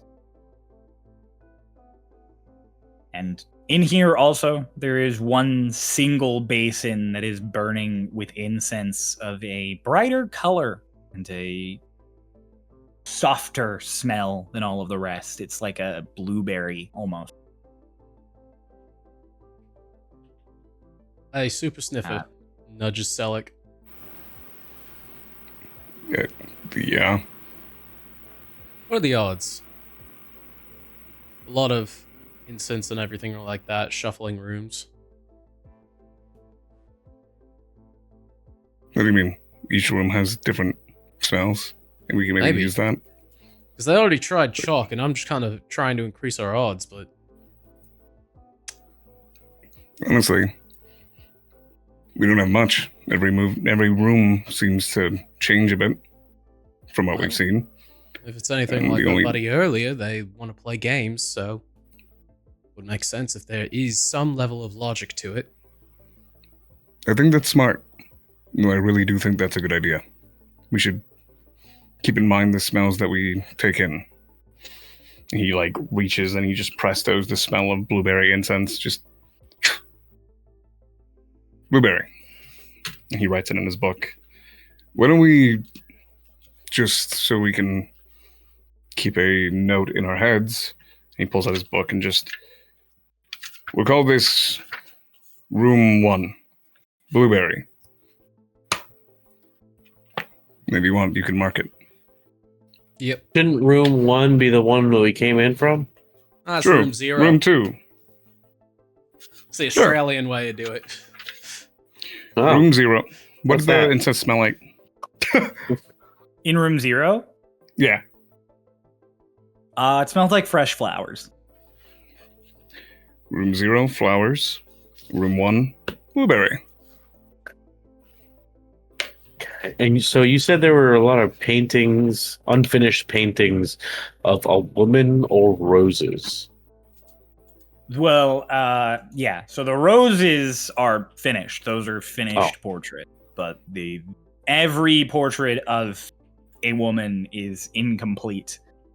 It's like it'll start with an arm and a shoulder, and it'll start to spread out to the torso, and then it looks like they get sick of it, or it's the legs working their way up, and then it decides it's not enough. A few times they start doing like the face for a profile or a bust shot, and it's just abandoned by the time they get the shape of the jaw.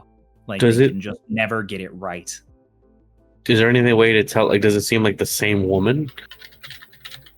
With your passive investigation, yes, it does seem to be the same woman in slightly different artistic interpretations each time.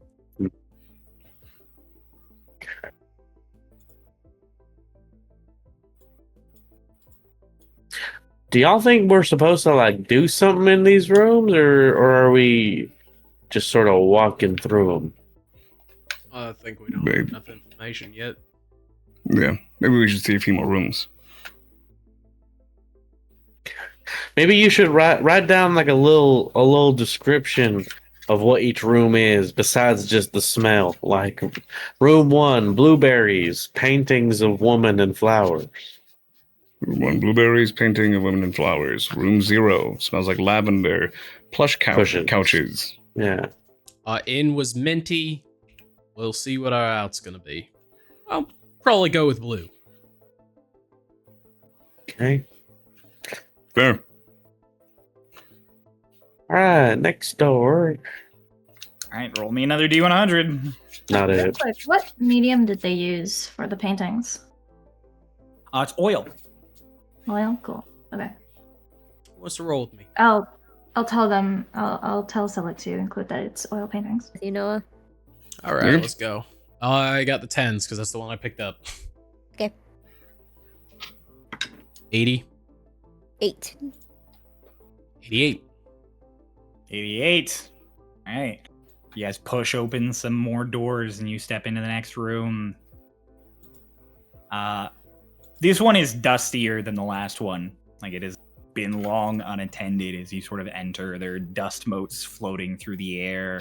You look around and there are these faded tapestries hanging up on the wall. This looks like it's some kind of weaving space. There's a loom that has sort of rusted over on all of its metallic parts, and threads of fiber that were once stretched across it were left there and have broken over time. So there is a half-finished tapestry threaded through it.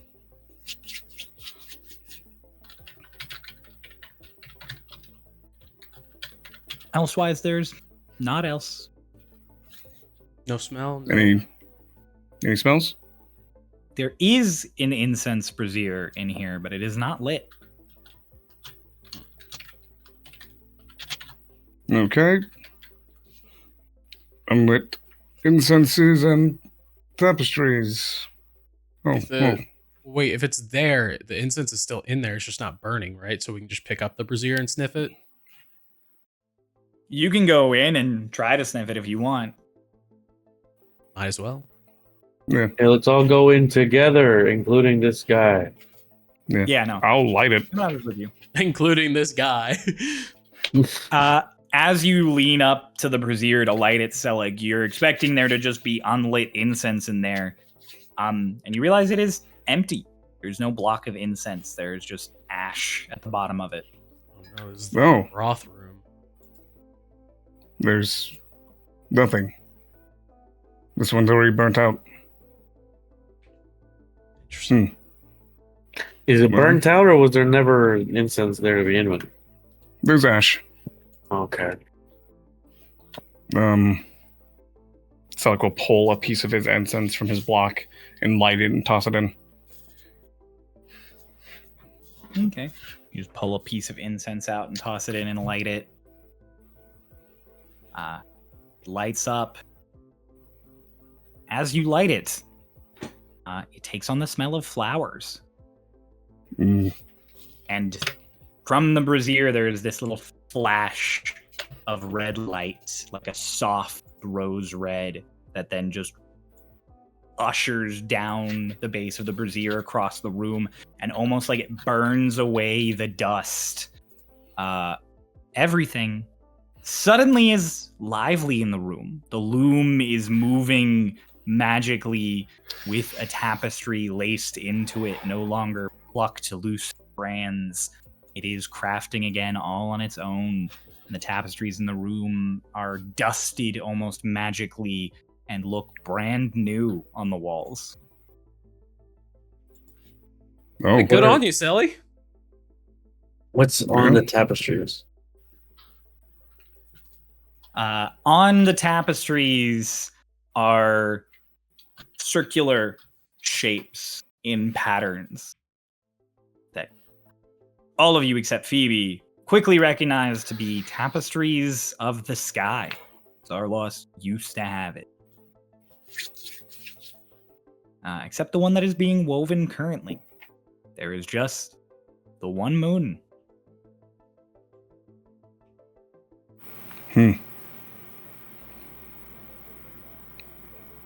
He writes down all the tapestries. Just, all right, well, we can change the rooms. Yeah. That's very good intel. These rooms change on their own, but it takes someone else's It takes someone else coming in to fully change it, which might lead to a bigger piece of this puzzle. Cryo, you said Maybe. smelled... Go ahead. No, you got. I was saying you said this incense smelled like flowers again. Yep. Can I double check I assume there's still only two doors, the one we came in and the one other. Yeah. Can There's currently only. Can I check both of them? I assume it's moved since. Mm-hmm. So, you check the door behind you, and it opens back into room 0. Oh, hey.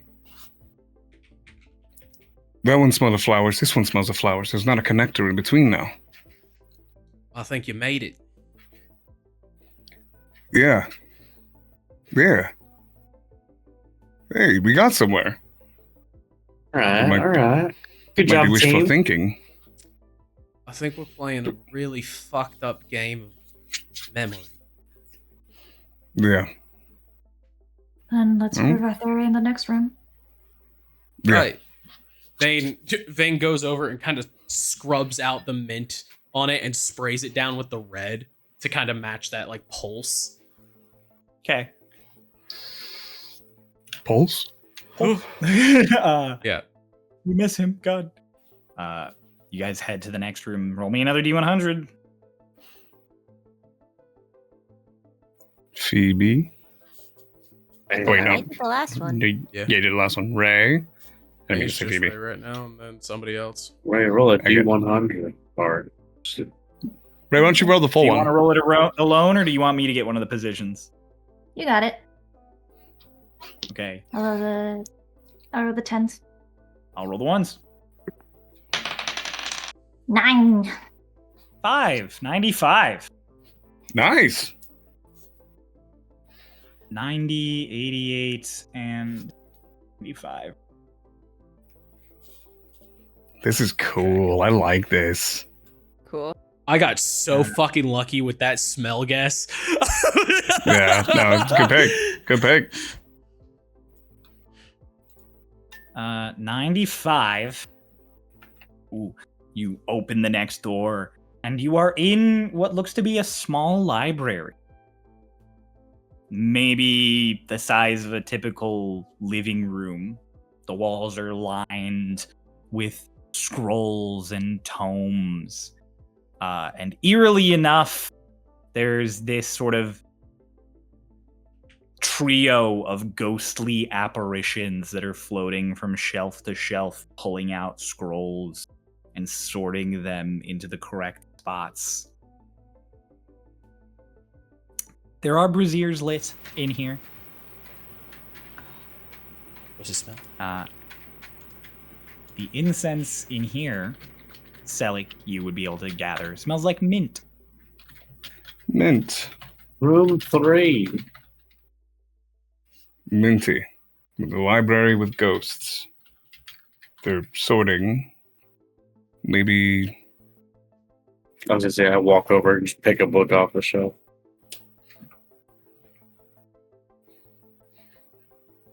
You pick a book up off the shelf. They don't react.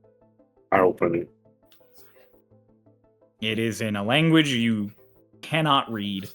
Comprehend languages. It is in a It is in a language you can now read.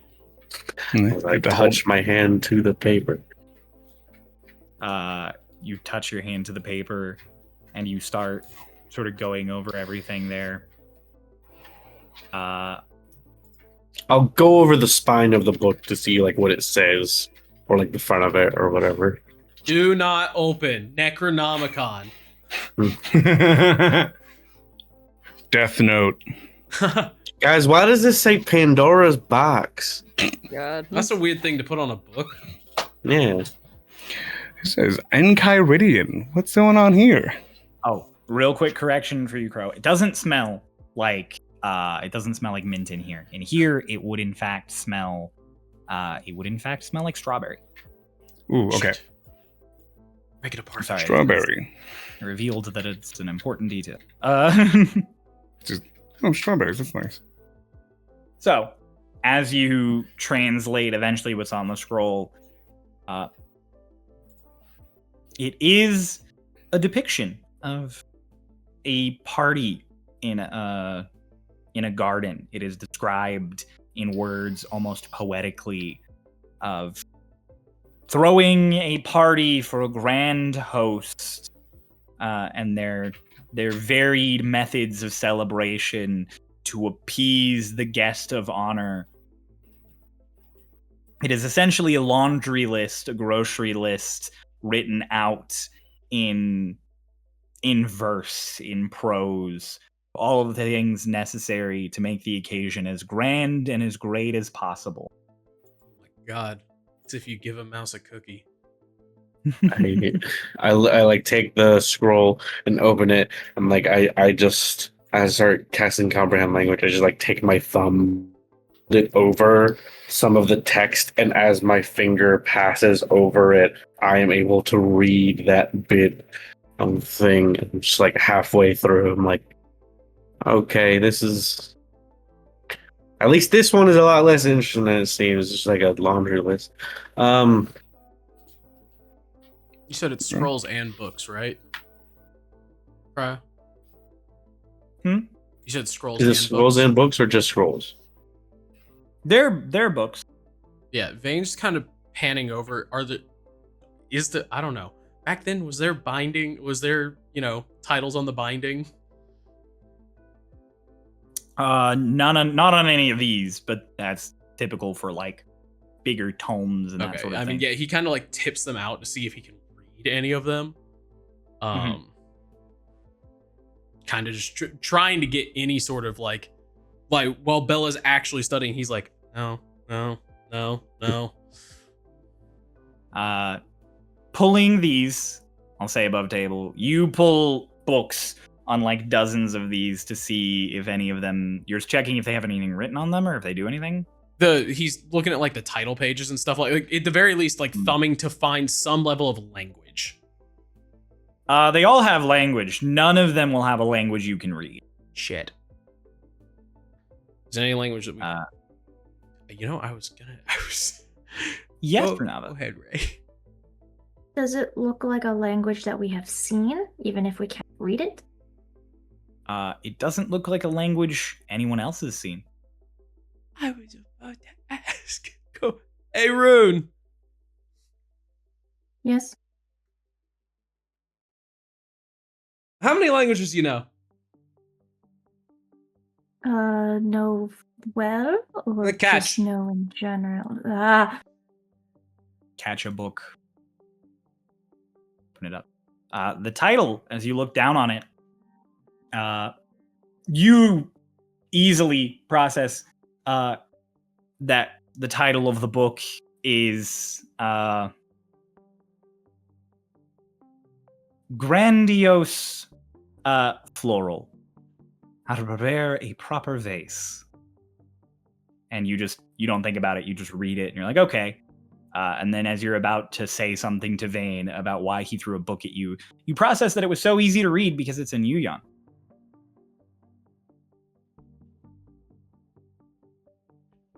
This is a book about flower arrangement. Are you using magic or are you just... Ah, fuck. I'm an asshole. Yes, Like, Vane did just you has a just moment where he's realize holding two books. He's just... Ah, shit. What the? Who just Sorry. beat the shit out of their mic? No, I hit the cable. Grace at the hit bottom of the us. mic, sorry. Grace hit It was the sound of the gun going off. Yeah, so Vane What's just up, kind of what's like up, Ray? pauses mid-book and he's like, oh, I'm an We're ass. trying to be quiet. Why? Because I can't read shit. And I'm starting to think that Nava's language might be a little bit more common than I think. As I said, it's a language called language. Yeah, it's still really on the nose, but then again, Literally. we have common, so... Exactly. Also, did you just realize you're an asshole? Interesting. No, I Anyways. knew that, but... Took This the library.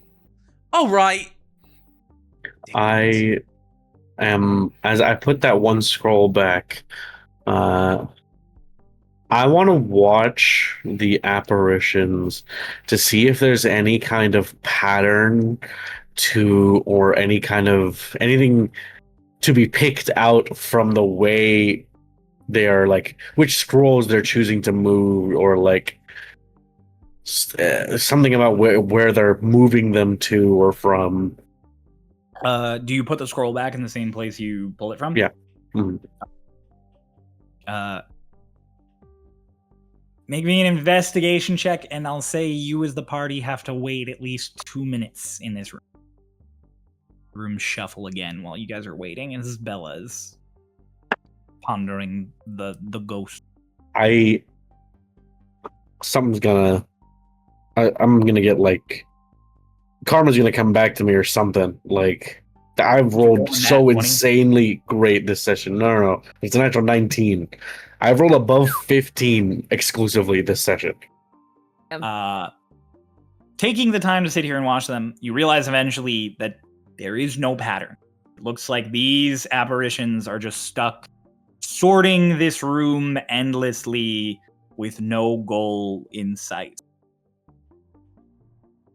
Is there a scroll as I sort of watch them move around that looks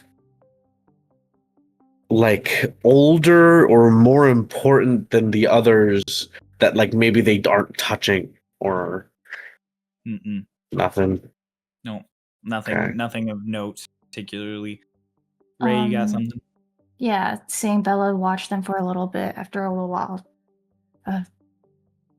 Thought of anything, or may I try something? Go ahead.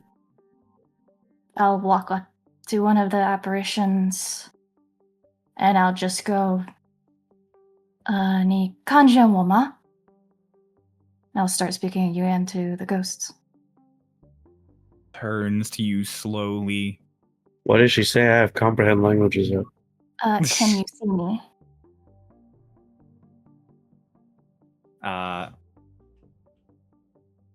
Turns to Be you very careful, slowly.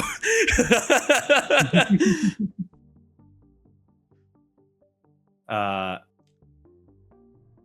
And just la.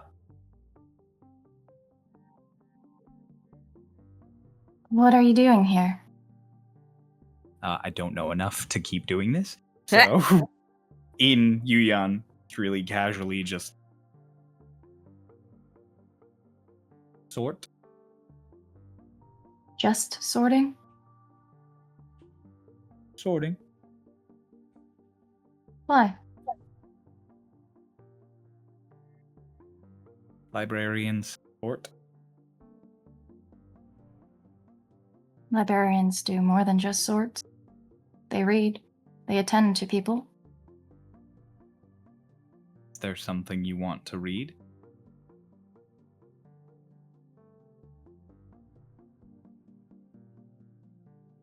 A cookbook.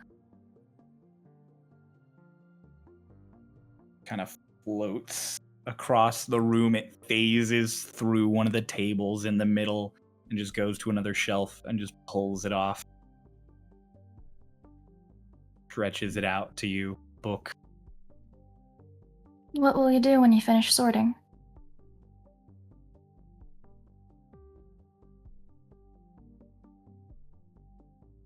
Sort. There will come a time when it reaches the end.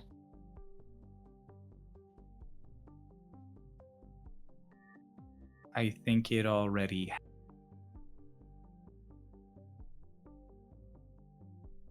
Then what's keeping you here?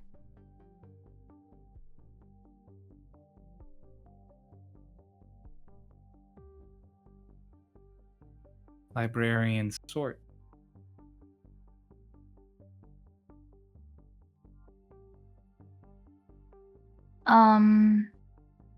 Does somebody still have the lantern going on? Beast just had detect magic up this whole time. Okay. Yeah, if the lantern is on, then the rest of us can also see. Oh, true. Yeah. Oh no, I wouldn't. It only lasts for a minute. I mean, you can just turn another one on if someone else wants to use theirs. Yeah, we got Or- 5 of them. So there's 4 remaining. I'll turn mine on in this moment. Okay. The only magical thing in here is the brazier again. I mean, there is obviously some necromancy that ekes off spirits as they drift around. From the But- crumbs. In the brazier, I was like, no! No, Oh, God. there's some necromancy that comes off of the ghost, but otherwise it is just a room, a library. Ooh. Can- Go ahead. Can you understand me? I like walk up to the apparition. It looks at you, but it doesn't respond verbally. Well, now, can you ask it a question from me in your language? Cool. Ask it if it has any texts on Osmandius. I'll ask just that. You ask that, and you say the name, and all of the spirits look at each other. Like all 3 of them kind of cross-referencing to each other. You can't see any expressions on their face. Completely blank. They don't have eyes or a mouth. Their facial features are smoothed out like a mannequin. And they just look at each other at that response. And the one still holding a scroll that was sorting, you hear the scroll clatter to the ground as it vanishes. And then the other one vanishes, and the one Runava was talking to just looks directly at Runava and just in Yuyan, just, you have found something far worse than fate, and just collapses into dust that vanishes. I pick up the scroll. Oh, Bella, you scared him off. Would they Probably say? for the best. We could have asked them if there was like Like a blueprint. I don't think Bella knew that they were going to vanish at that question. I mean, I know that she didn't know, but now I'm saying, fuck!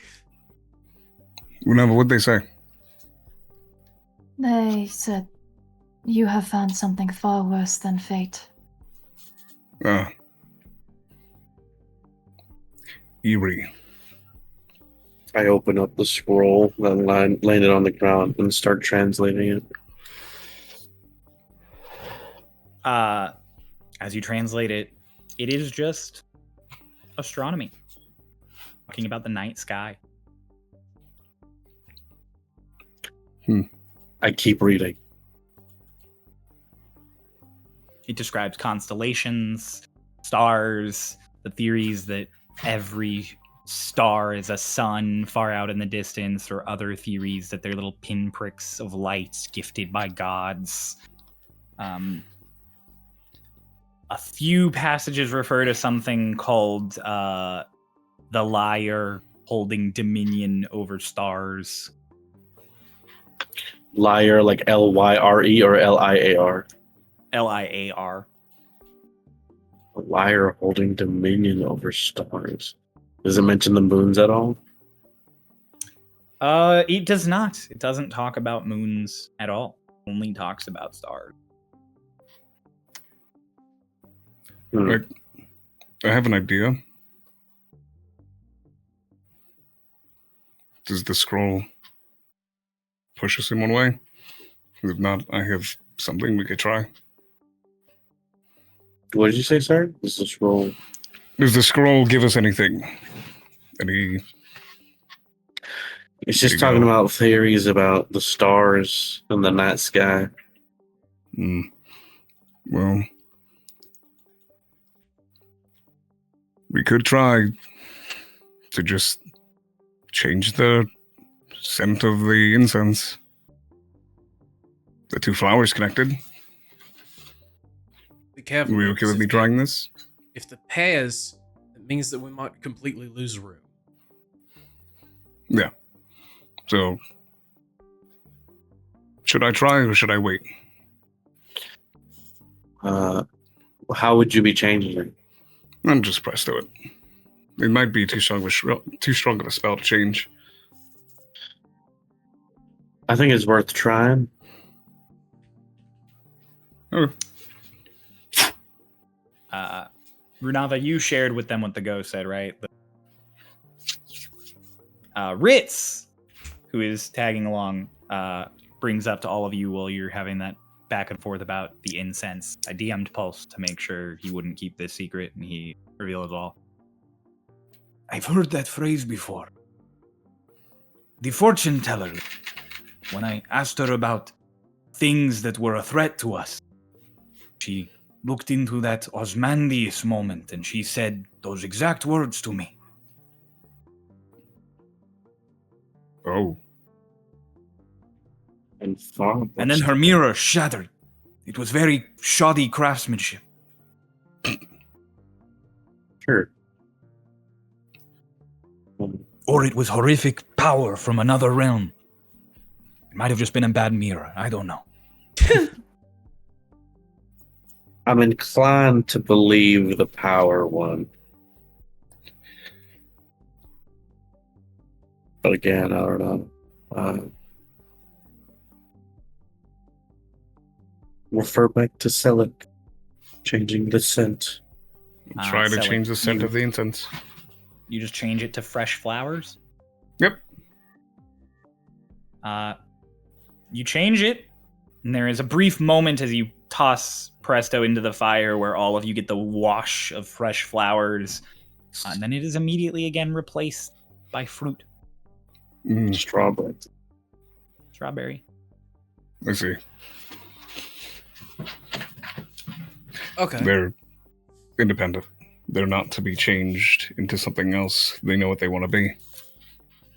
What if it already has to be burnt out in order to pair up? We can't get this one out.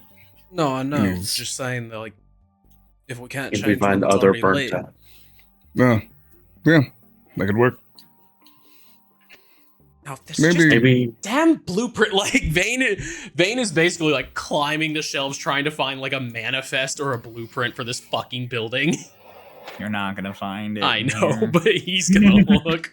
maybe I burned Okay. this scroll. I feel like that's just Overseer. disrespectful.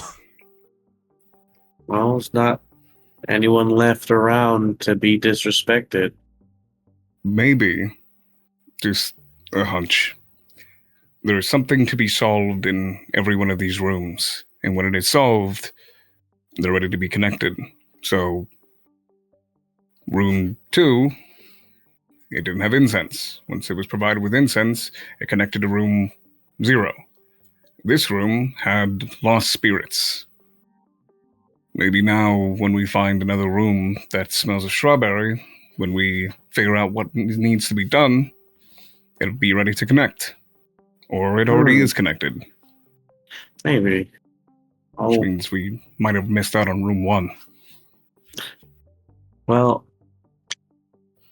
Here, I'll try one more thing. I won't burn the scroll. I'll take the scroll and I'll put it in my bag of holding. And I'll just go over to the shelves and I'll see, are they like stuck to the walls or could I move them off of You the can wall? move- Like, You I'll could just sort of move like them. rotate and see if there's anything behind the shelves. Nope, just walls. Okay. I think for now we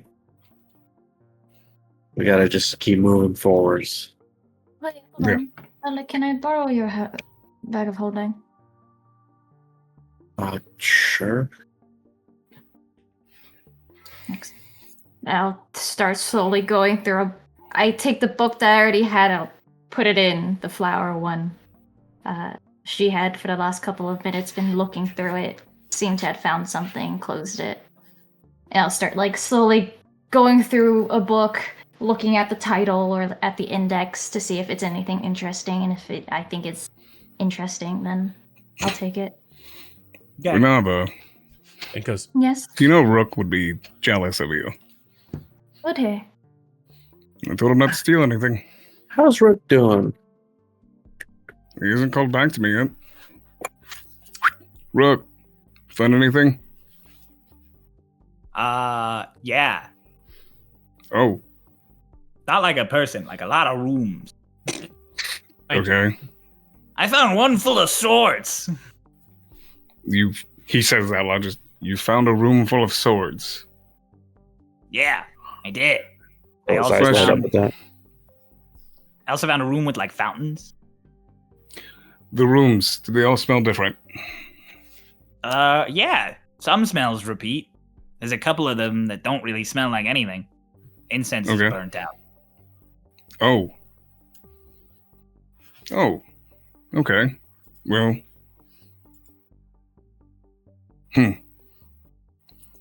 Whenever you see one of those, let me know. Oh. I'll light it through Okay. Oh, you. And okay. do you know if any of them smelled of strawberries? I think I came across one that smelled like strawberries. It was early on, I think, right after you sent me on. I thought like there was one room when I first flew that looked like a bedroom, and then after that there was one that had a bunch of flowers, and then there was another one that had a fountain, and then I was in like a library that smelled like strawberries, and then I flew past that one, and then on and on. Yeah. Well, we're in the library that smells of strawberries. Did you find any others? That smell like strawberries? I don't think so. Okay. Well, I'll keep just an eye keep out. me updated. Yeah, please do. Okay. And I reveal everything that he said. Just Hang on. General heads up for you. Thing that I've been noticing on and off that you might want to be cautious of. I don't think you're alone in here, and by that I don't mean like researchers and stuff. I've heard a couple of weird noises through the walls. yeah. So, Stay stay on invisible. your toes. Oh yeah, no, I ain't showing myself to shit in here. Yeah. There's other things in here. Brooks suspects that there are non-people. Do you relay what he said earlier, like at the beginning? Yeah, everything. He Alright. just like as Rook was speaking, Selleck was talking. I think maybe instead of it being rooms that smell alike and back or connect to each other, maybe it's specifically there are multiple unscented rooms. Maybe you can make those rooms smell like other rooms and then directly go to them. Like if you went to an unscented room and made it smell like strawberries, it would connect to this room. Rook, are you in a room that is unscented? No, but I can hang on. Give me a minute. I'll try and find one. Okay. That little son of a bitch. Okay, found one. Right, go over to the brazier. On it. I cast Presto through him. What do you make it smell like? Strawberries. You guys hear the door kind of opens. You look into this room. Room I rolled, hang on, is 8. Oh, okay. As you peek in, this one has all sorts of mosaics on the floor. And it has this stained glass ceiling, sprinkles the mosaics with light. And sitting on the brazier is Rook, who's just, hello! Selleck looks in and just, that's our tactician. Nice, Bella. That was so smart. Did I figure something out? Oh, Bella, okay. You assisted. Bella, that was so smart. I didn't even think of that. We can connect the rooms. Yeah. I figure whoever... The thing about making a labyrinth is you have to integrate your own ways to get out. That's incredible. I never would have thought of that. Well, Rook, fly ahead, please. Keep us updated. Whoa! He takes off and vroom, through a door. And then immediately as he's leaving, there's another vroom, and this thing shift. Oh, damn, we could have gone into the mosaic room. Oh no, he goes into another room out of the mosaic room. The mosaic room is still there. Oh. Guys, we can go in the mosaic room. Yeah. The mosaic room and the library are currently linked by the scent of strawberries. That was so smart, Kay. I didn't even think about that. Kay, above table, Kay has in fact figured out how to navigate the labyrinth. That is awesome! Unscented rooms can be scented to access at above table. Every room in here that is a multiple of 4 is unscented and can be scented to access another room. That's Hey, Kay, awesome. that's fucking teamwork, baby. We figured out the smell puzzle. Kay, that's awesome. That's so smart. And if Right. you Figured pay out Promenade is just $99.99 per episode, you can smell this episode. No. If you No. pay $99.99 per each previous episode, you can smell you have this to pay one. for it all of the because in order to get smell-o-vision, You got to start from the beginning. yeah. Oh, the whole cow section. I don't need smell You have to sort of be grandfathered into smell. Yeah, vision. yeah, I was gonna say. No. Well, they're Unfortunately, all Selleck is timed, always here. of course. So Oh, every episode of Starlost Stormridden, smells a little bit like cigarettes. Yep. As you guys enter the mosaic room, Runava, you finish gathering a bunch of books. Renava looks so happy. I was gonna say, while that was going on, Vane had kind of checked out, and he's just kind of asking Runav. He's like, "What's that mean? What's that? They have a translator? Is there a book here for a translator?" I could find one. I could try. I mean, I highly doubt it. I mean, I highly doubted that we were ever going to find any books in your language, and here we are. Look at As some of What's us that start mean? moving, I have like 1 foot in the mosaic room, 1 foot in the library to make sure that the rooms don't shift before they're done checking that. You're out cut in books. half. Bella, I was going to say, as you're doing that, if you do take note of the brazier in the mosaic room, Unlike the other braziers, which just seem to smoke from an incense that does not exist, this one does seem to be slowly... It has a little flame that is slowly dying out. So they're only connected for a limited amount of time. Probably as soon as we leave, it'll disconnect. So that if we come back to it, we can connect it to a different room. The flame is getting smaller as you're actively looking. Oh, y'all, this flame's going out. I think if we let it go out fully, it's going to disconnect. Oh, so fuck. if we want to go in this room, we should hurry up. Let's go. Vane just kind of grabs like 4 random books. He's like, I have no idea what these mean, but fuck it. Yeah. This is an unscented room, so if Rook finds someone, anyone, and they're in a scented room, we can stay here and connect to them immediately. But it all matters as long as Rook is within that distance. I assume that these rooms are not just straightforward and are on the same plane. They can be going up, they can be going down. We're saying this as we're going into the next room. Yeah, Selleck's already in the room. Oh. Okay. So you guys all move into the mosaic room. Yeah. Yes. Including eventually- the guy. Sorry, Yeah, Kaminat is with you. Kaminat. As the flame flickers out in this brazier, the moment it's out, almost in a reversal of what you saw before, there is that other little flash of light. This time it looks almost like Runava's magic, that flash of black. And then it races across, and rather than burning away the old, it's like everything dies out as it passes. And you guys watch as the mosaics crack and age. And Runava, you specifically, as everything stretches out, immediately your sort of hairs on the back of your neck stand on end, and you have a moment kind of trying to process why. I want you to please play rollies with me, and you can add survival. You're so cute.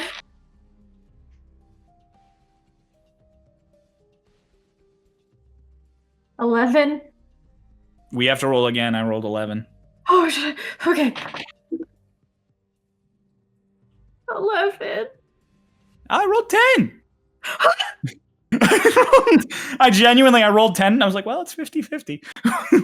It either happens or it doesn't. Vane would like these odds. Runava, you immediately recognize that some of the shadows on the mosaic floor are not shadows that are cast by the now sort of old and damaged skylight above you. They are unnatural shadows that should not be there because they are shadows. I immediately, as the light goes out and she feels this, the hairs on her neck stand on end. The 2 blades appear in her hands and she slides it across each other, and I'll cast Shatter on the shadows. Oh! Shatter. That's gonna be loud. It is. I need to roll a save. What is your DC for saves? 15. It doesn't matter. Roll damage. This is pertinent. Okay. 14, 20, 20. Wait. Yeah, just 20. I have no modifier on it. Okay. You guys are going to briefly enter pseudo combat, as this did not one-shot them. And there are 4 shadows that are awoken as they are hit with shatter. And when I say shadows, I mean shadow, as in the creature in D&D. Is that the strength? That is. Immediately after she casts Shatter, she'll just say, "Shadows on the ground, they sap your strength." Everyone, please roll initiative. But like jumps, all the books just fucking go everywhere because he was just like, fucking shit, Renava. Okay. Ooh. Not great. I just know as soon as this combat starts, my rolls are gonna significantly decrease.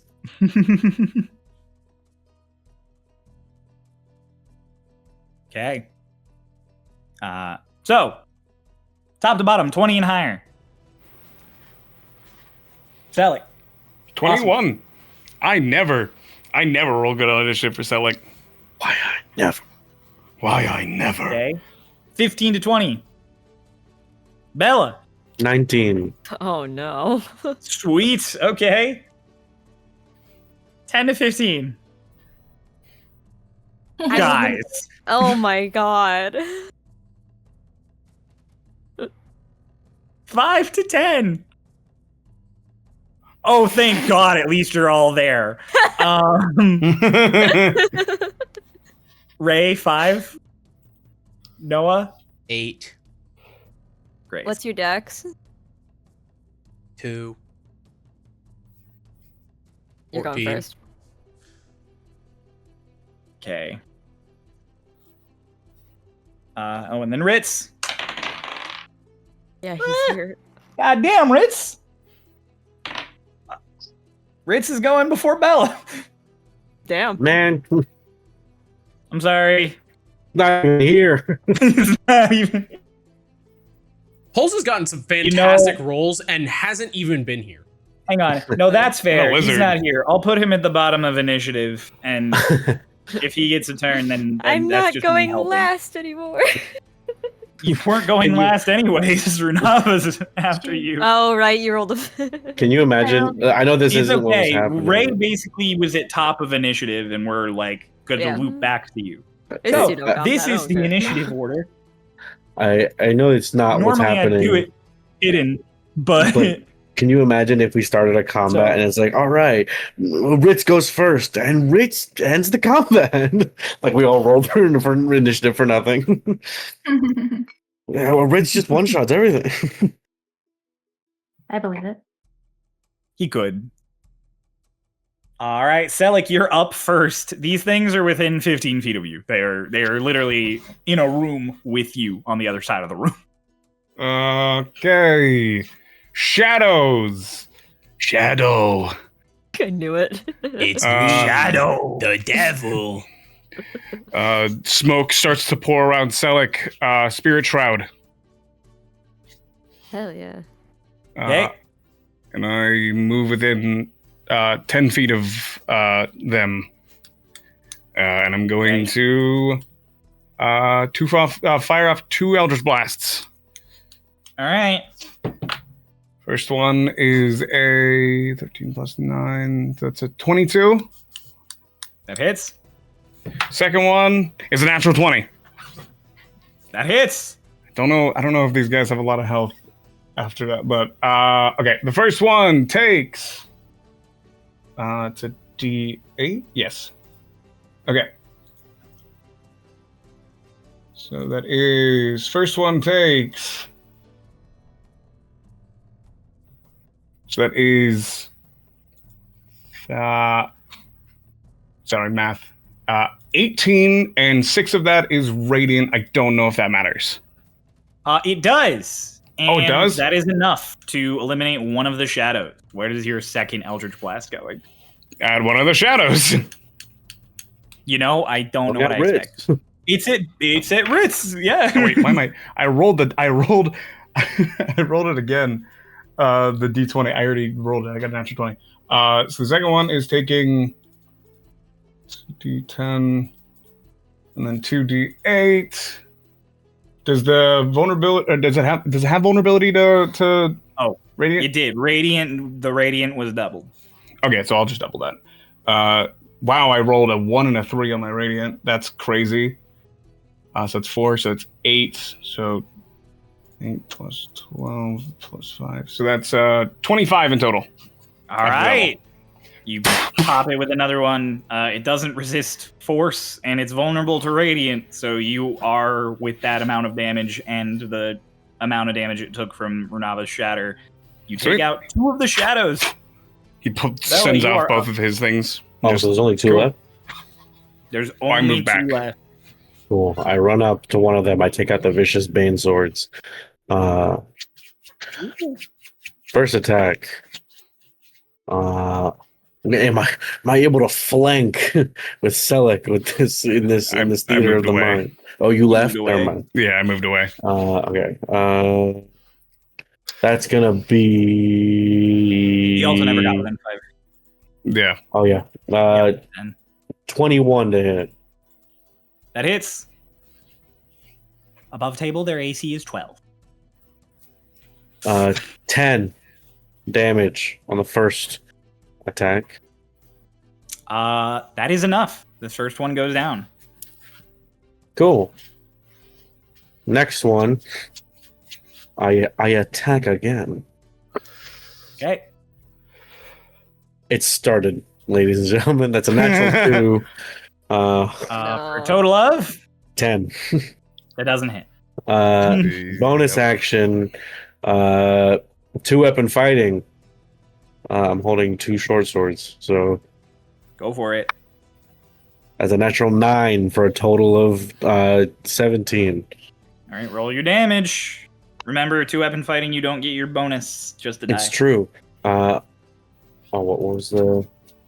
Oh yes, that's gonna be just 3. 3? Okay, that is not enough. Shadow's still up. And they're next. Yep.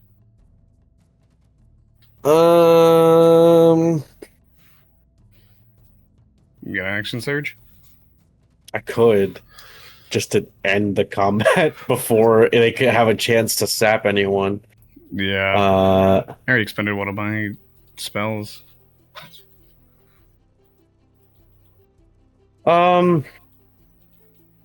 you know what? This is probably a bad idea in the long run, but fuck it. I'll action surge. Oh, okay. I'll spend that for the day. Natural 18. And that's going to be 9 more piercing damage. And this is a magical weapon, so it doesn't resist. So it is enough.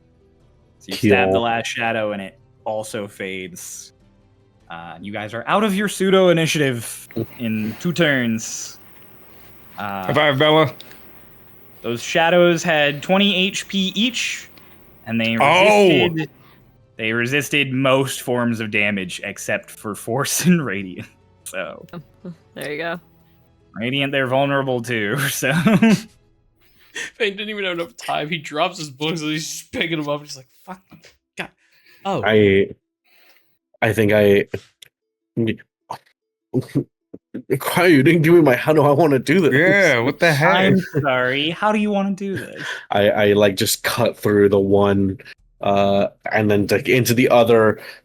It goes wide, third slash just sort of goes in, and then I'm like, okay, and then I see it like coming towards me, and I'm just like, nope, and I just like cut it away like before it has a chance to have its turn. All Like, right. nah, I'm not chancing it. You guys are left to your piece. Runava, you can tell that none of the shadows on the floor now are anything other than shadows. However, in a few corners of the room, it looks like the shadows retreat into the tile.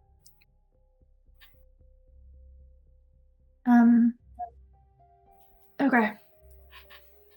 There is no active threat in this room anymore, but there are still threats in the labyrinth. We shouldn't stick around here for long. There's more. How you getting Gone those for things? now. All right, I'll open the door. It's like staring off into the corner. Huh. Bella, you open a door. Yeah. You guys are gonna leave the mosaic room, the unscented room, and head off. Need more Yeah. sense. Okay, As- roll me a D100. As the Oh. door Are we opens, splitting them still? Yeah, fuck it. Okay. I'll I'll roll tens. the Nice. tens, please. All right, good job, Kay. Let's do it.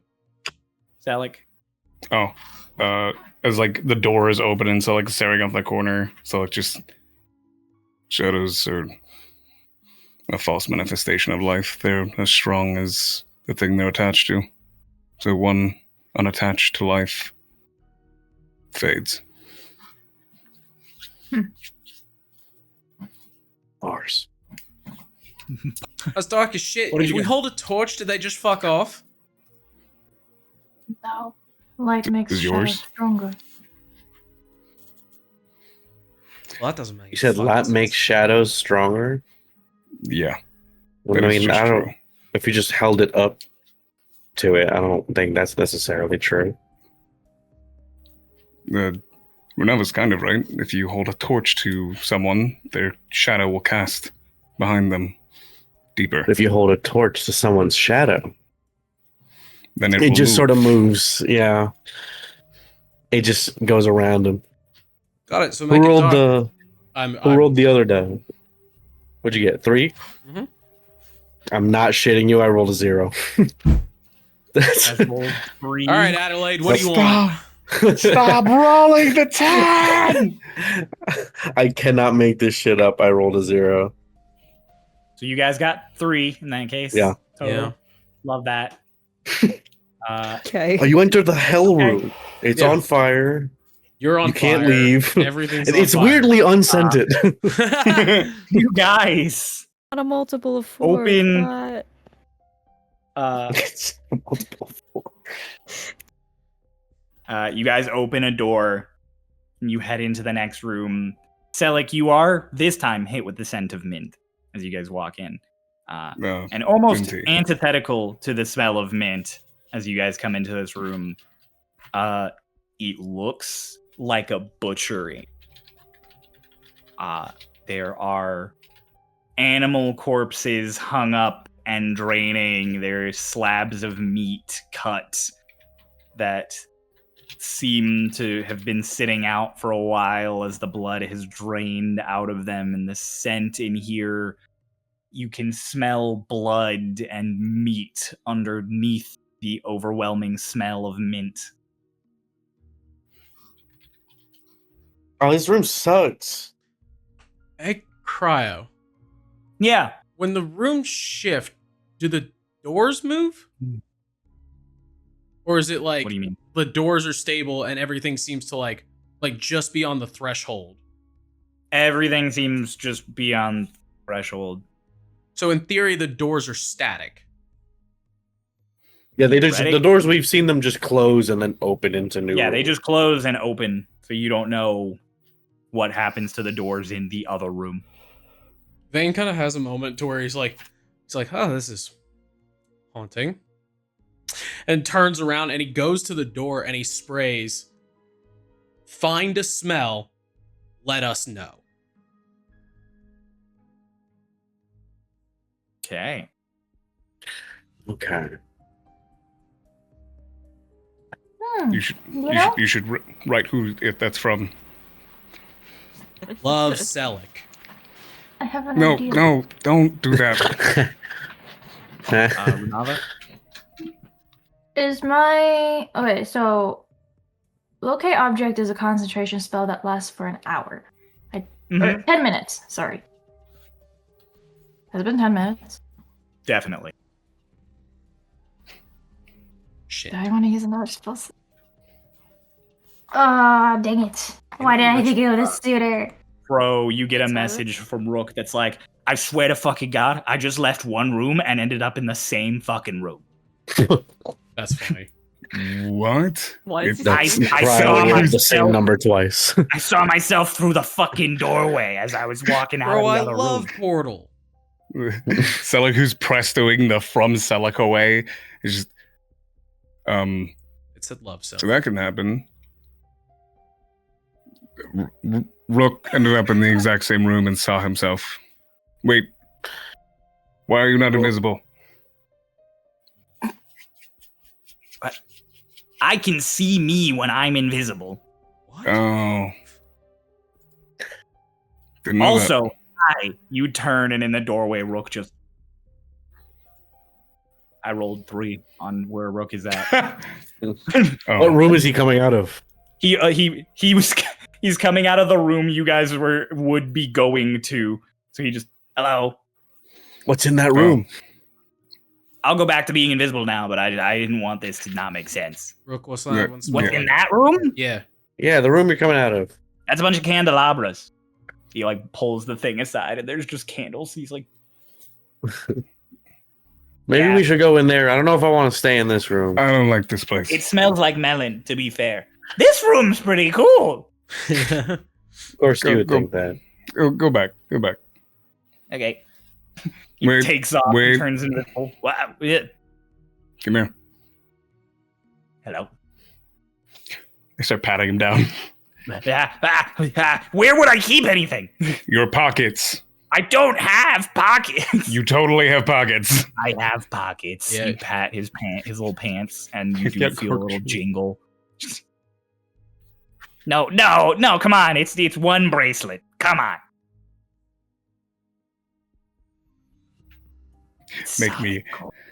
Make me a persuasion check, Cryo. Cool. What's his bonus to persuasion? It should be persuasion +4. 23.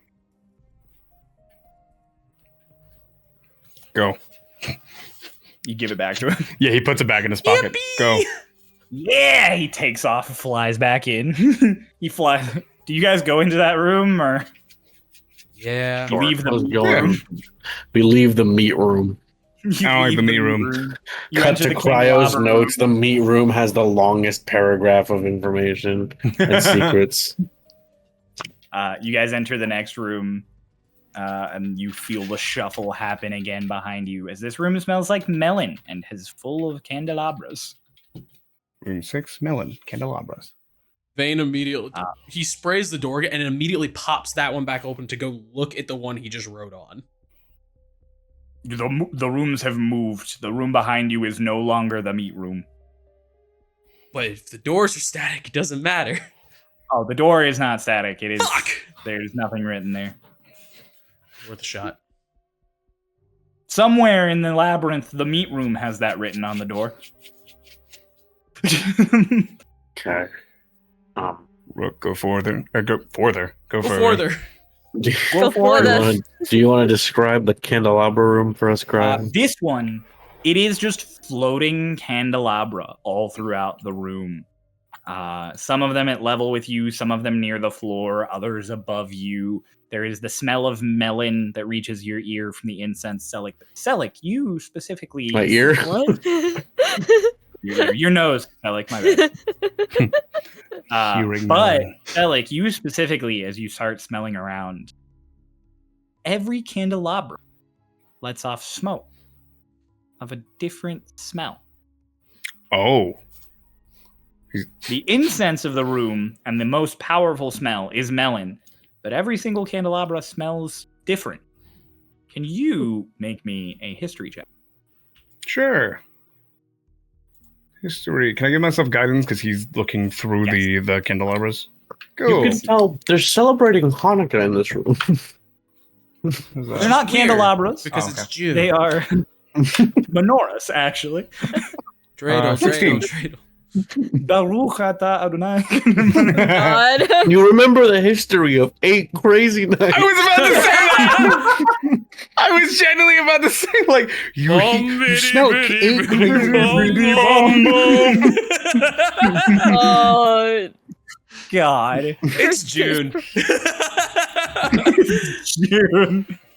first Mr. Picky witnessed the fucking temptation of Christ. How's I got Mr. a Picky doing? 16. Before you do the history check, how's Mr. Picky doing? He has You been haven't here. seen Mr. Picky the entire time you've been here. He was Yeah. separated from you in the He tornado. got taken. Oh yeah, we have don't to know where find he him. is. That's our side quest. No, we don't. He'll show up. Does Phoebe have any way, shape, or form of communicating with this guy, or no? He's a penguin plush. He'll He's my penguin plush. He'll He'll show show up. up. He'll show up. Look in a 16. barrel. 16. 16. This was just a 50-50. I just needed you to beat 10. I love those odds. Everything, every candelabra My in roll was here more. smells like something you've smelled before. Something you've smelled before. Not something someone in the group has smelled before. There are smells of your mother's cooking, smells of Demo's little camp snacks that he would make when you guys were out doing bounty hunting. There is all sorts of interesting smells and scents that you've experienced since your pact. But every candelabra in here smells like something Selic has smelled. Yeah, so just staring up. Renova, come here. Yes? What is it? This one here. Does it smell of roast beef to you? Flames or the candles? The candelabras. The smoke. No, smoke no, coming off of the sorry. candle- I was looking at candelabra. Noah. She does the thing that cats do when you offer something and just like leans her head forward and sniffs. No. It smells like roast beef. Yeah, the cat. Just It smells like roast beef.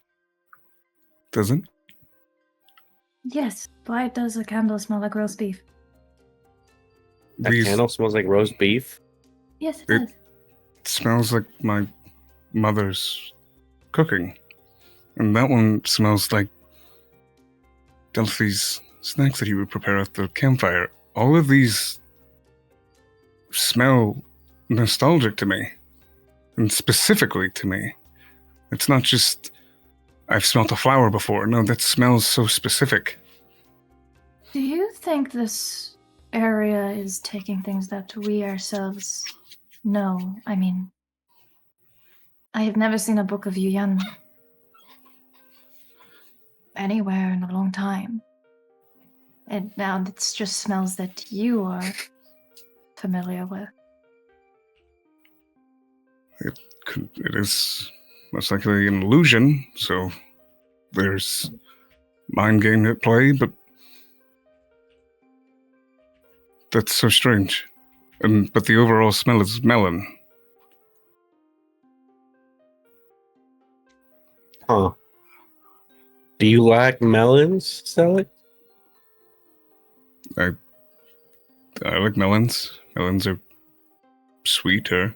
Vane, what are you doing over there?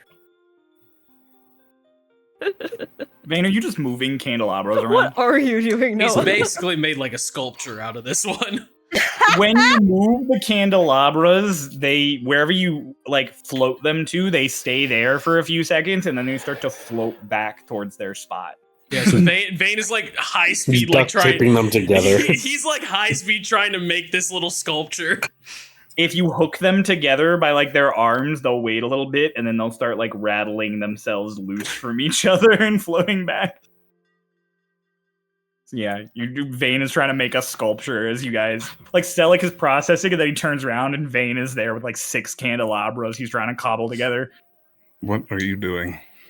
I wanted to see how long it would take. What? The candelabras or our patients?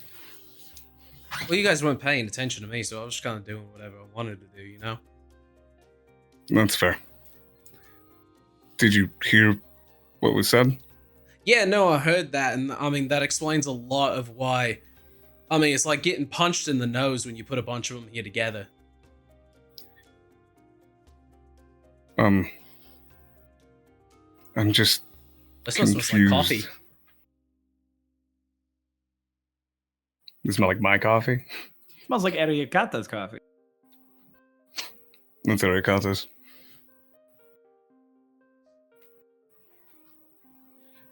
Huh. So it is not just things from growing up. That's new. That just happened. These are from my memory. I don't know what to do with Bella. Do you have any idea? Other than the fact that the labyrinth is changing according to us, I don't know what this would mean. Maybe it's just Oh. Maybe the reason that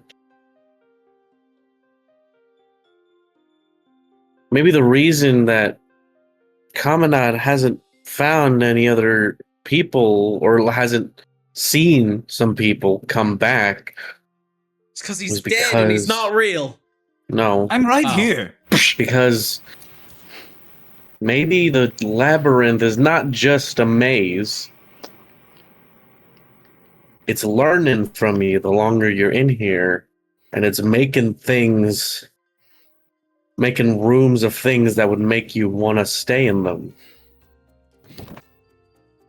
All right. Bella. Who liked the butcher room?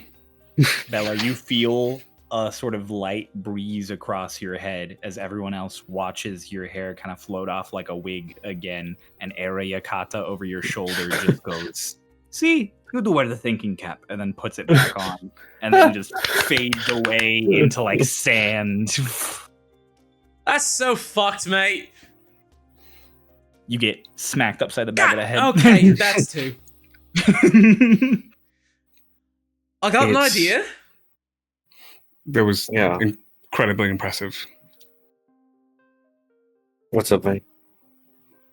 What if the next time I find one that doesn't smell like anybody or anything, you make it smell like your brother? My brother? Yeah, if it smells like him, maybe it'll work like the incense, and it'll just try and find where he is. He smells of gunpowder. I don't know if I want to go to the gunpowder room. If there is one that smells like that. He smells of gunpowder and metal. You got Presto, you can fucking do it. Is your brother a gun? No, Uh, but that could work. Maybe. I could know, try I'm it. just throwing shit at the wall. That's fine. Selik, Yeah. you're aware if Rook is gone, right? Yes, because. Oh no! Selik, you're sitting there processing all of this, and then you suddenly just feel the connection to Rook just. Whoop. Whoop. Hmm? Rook died. Oh. Uh-oh. May he find heaven. HP. He had 4 health. May he find heaven. And that is He the ran threat. into a door too hard. Nothing actually killed him. Heaven, Roth that's found a him. threat. So reaches into his bag and pulls out the wrapped up incense and just.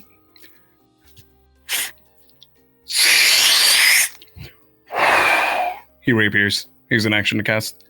Find familiar. Fucking new warlocks, man. Rook just appears there and just. What got you? Wait. Fuck. No, my loot! Ha! So, what happened? I found like a throne room, Oh. and there was like a statue sitting on the throne. And I went up to investigate it. It was not a statue, or if it was a statue that can move, because then I got shish kebabbed immediately. What did it smell like? Sand. The room The smelled room? like sand? Yeah, there was nothing going on in there. There wasn't. Oh, there lit wasn't an incense. incense? Mm-mm. Oh. No. Wait. That makes it tough. Well, that means that there's a chance that we run into that, and there's not a way to avoid it. That You okay? fucking thing killed the shit out of me. What did the statue look like? Like a guy wearing a toga. Oh. Well, not like a toga, like a what is it? A sarash, like the one you just wear around your waist. Skirt. Okay. No? A what? Skirt. Skirt. Yeah, well, I guess skirt. Yeah, you know. A kilt, perhaps? No, it wasn't like a kilt. It was like just when you like wrap. I'm just Kilts joking. are asymmetrical generally and tend to wrap around multiple times. Just like immediately. Well, Get back out there. Okay. Poor Rook. I'll Here, remember If to you well, find, We'll if you come with find the you room into the again, next room. I ain't going near that statue if I find that room again. yeah, if you find that room again, tell us and then leave. Have you seen Mr. Picky anywhere? The penguin? Mm-hmm. Yeah. He was in one room with a bunch of abacus, and he was just sliding them around. And I asked him what he was doing, and he said quantum mechanics. And I didn't. That was enough. I didn't need any more. Maybe instead of letting us know when you find that room again and then leaving, you let us know, and then Selig, you take control, light the incense to whatever room we're in, so we can go to that room. Yeah. The statue or That's the the one plan. with Mr. Picky? Sally, are you able to reach Rook no matter where he is? He has to be within a certain range of me. I assume that they're stacking, or distance doesn't matter here. I'm just saying it could be kind of important to know. We're never getting that Yeah. far away. True. I don't think distance really matters here. I saw my own ass. That's That's good point. also fair. Yeah. I think every room is Well- maybe just as far away from each other as they are themselves. That's cool. Non-Euclidean geometry waddles off into the next room, and then you hear him take off as he turns invisible. How do you know what that means? Bye, Hanging Rook. out with Mr. Picky. Why don't we go through the rooms a bit faster? Yeah. Unless there's something glaringly obvious to do in one of them. Unless there's something glaringly plot relevant. Yeah. Seeing as how you guys have figured out how the puzzle works, I will go with the three of you who haven't had a room related to you, and I will play rollies with each of you. If you win, something happens. If you lose, something else happens. That's Oh. so ominous. If you win, If you lose, get a you cool die. room. If you die, wait. You don't know that it's cool. Noah, you first. Play rollies this with me. makes sense. Okay. You sound so enthused. 9. Natural 20! Ooh! Oh, I forgot. I take one of the candelabras. Oh, you take one of the candelabras? I take the one that smells like his mother's. Because you just pushing them around. Yeah, they you can come move 'em back. around. Yeah, I put it in my bag holding. Oh, yep, got you me just there. put it in the bag of holding. The one that smells like his mother's cooking. You guys. Speaking of things that we've taken, did you ever just put those books away? No. Yeah, I put them in my bag. Okay. You guys head through another couple of rooms before eventually you and you wait for a word from Rook. We didn't get to any of that. You were like, yeah, that just eventually like you. all disappeared. Oh. It was just Eventually gone. you guys find an unlit room. Before you find another room with stuff that is related to you, you go through a few rooms. I'll just spitball a couple off the list here. You go with a room that is just full of tools. Literally just Vane's like room. rakes, just like rakes and garden hose and stuff. It is just tools. You go through a room that is a bunch of fountains, like Rook had mentioned. You go through another one that's like a little hanging garden. Like there are just hanging pots and plants. Oh, you're cut out again. Yeah, we're After the like pots and losing you, plants. but like you're never roboting. You just disappear.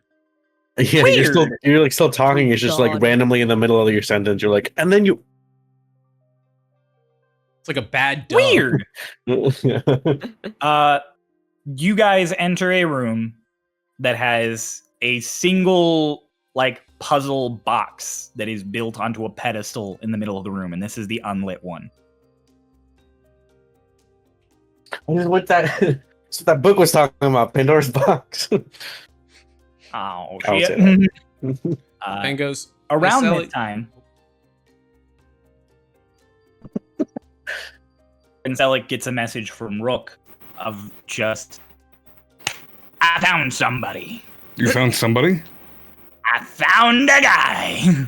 You found a guy. I found a Ooh. guy. There's a guy. I just look through his eyes.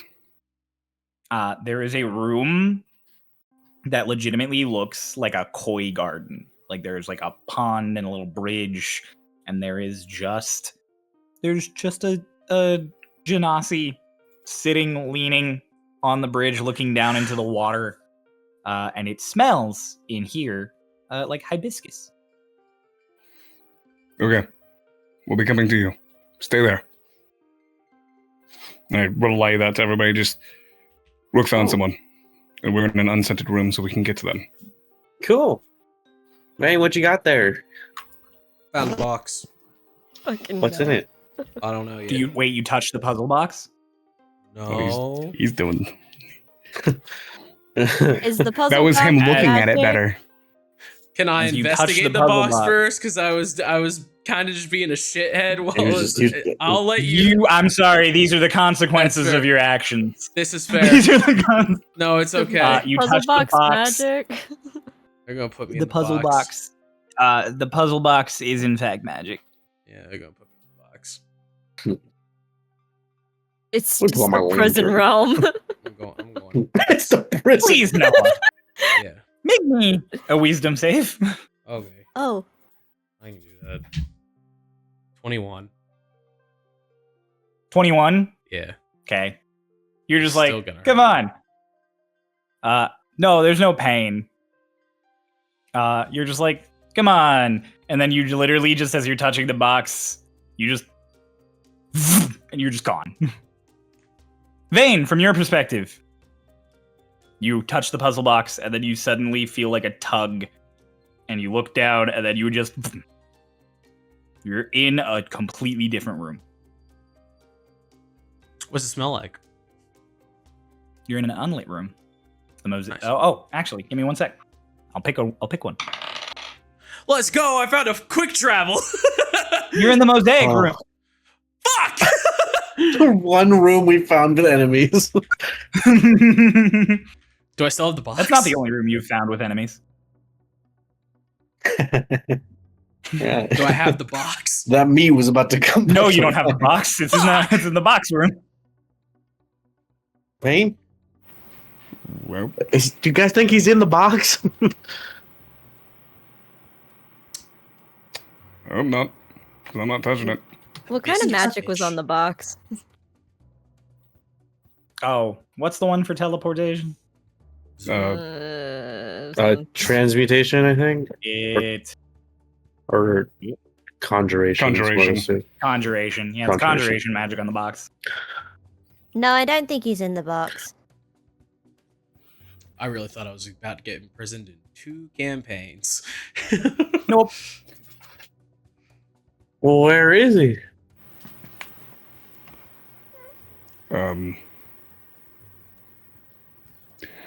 Well, we're in the non-lit room, right? Yeah. Yes. Well, if he's in the box, I don't have a plan. If he went to a different room, we're in an unlit one. So Does anyone have a way to contact Vane? I will this time point in a direction. I'll just go, hello, Vane. Did you fuck around and find out? because distance doesn't mean anything here. Direction does, though. We know from the locate object.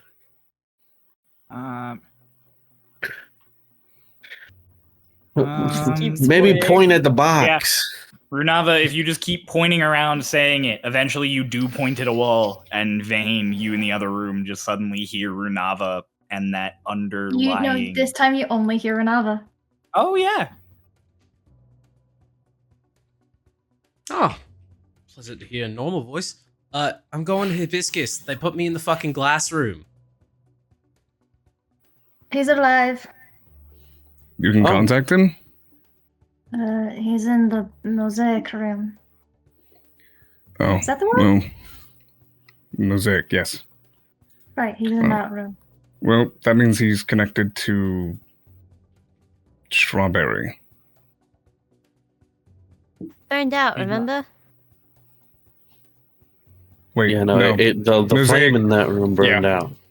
So he's gonna. Okay, so let's just use the I thing also here to go to literally the just hibiscus told room. Runava that I'm Yeah. going to Hibiscus.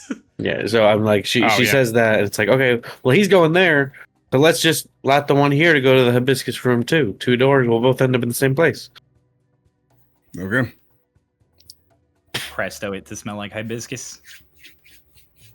You both presto your braziers to smell like hibiscus in this little fire. And sound of things moving happen. You guys both walk into this koi pond on opposite sides of Man, there you are. Don't touch the box. Was there anything Really? else in that room besides that box, just on that pedestal? Nope. Awesome. Literally just the box in the middle of the room. Cool. Don't be alarmed. We're not here to harm you. Hup, hup, hup. I point at Kalamon. Kaminaj. Kaminad! He has the moment of just like, Kaminad! And there's just, Zilla! Godzilla. Oh my God, Zilla! Yes, Godzilla. Like Godzilla, just Zilla. Zilla! Ah! What are you doing here? I started wandering around, and then I got separated from Demo and Fritz, and I didn't know where to go, so eventually I found this room, and it's really nice, so I stayed. Because some of the other rooms are not nice. Have you been to the one that's just meat? Yeah. Yeah. Don't like it. There's also another one where there are statues that watch you, and if you lock eyes with them for more than a few seconds, they scream at you. Oh, that's awesome. Yeah. So this is good. The koi pond, I liked this. We do need to keep moving. You Yeah. shouldn't stay in the room. You're coming with us. All the rooms move. It's all just random. Yeah, but It's if you not. find one that doesn't smell like anything, you can get it to a room that smells like something. Explain to them how the rooms work from what we Until we got found. here. My familiar was in the room with you the whole time. Oh my god, we're researchers. How did we not put this together? Sometimes you gotta be stupid to be smart. That's not how that works. I was also thinking about that the whole time, but I didn't want to say anything in the fear of being mean. Sometimes you're Runava. Sometimes I am always Renava. Only sometimes. I'm surprised. Okay. I'm surprised Duffy didn't figure it out. He's a lot of brains, but not much wisdom. He's... You know Demo? Yeah, we're acquainted. Okay. What? He's who we're here to see. Oh. I mean, if we can find him. When was the last time you saw him? Hours, days ago? I don't know. There's no way to keep track of time in here. I Could I- can't tell you how long I've been staring at koi fish. Long enough that I have considered eating the koi fish, but not long enough that I have actually tried to eat any of them. Oh, hi, Should I- Quillfish. Try to do that. To what I did to Ryan to Demo. You can try. You might hit somebody else. All right. Hello. It has to be with intent to get a specific person. As you keep going around, going, hello, hello, you keep searching and don't get any replies from Delphi. As you keep looping around, eventually you point in a direction around like the pond sculptures with like rocks and trees, and you get back as you're like, hello, just hello. How many koi do you think are here? And if you eat one, do you think it will come back? And out from behind the rocks, Erayakata just kind of leans damn it. over and looks down into the pond.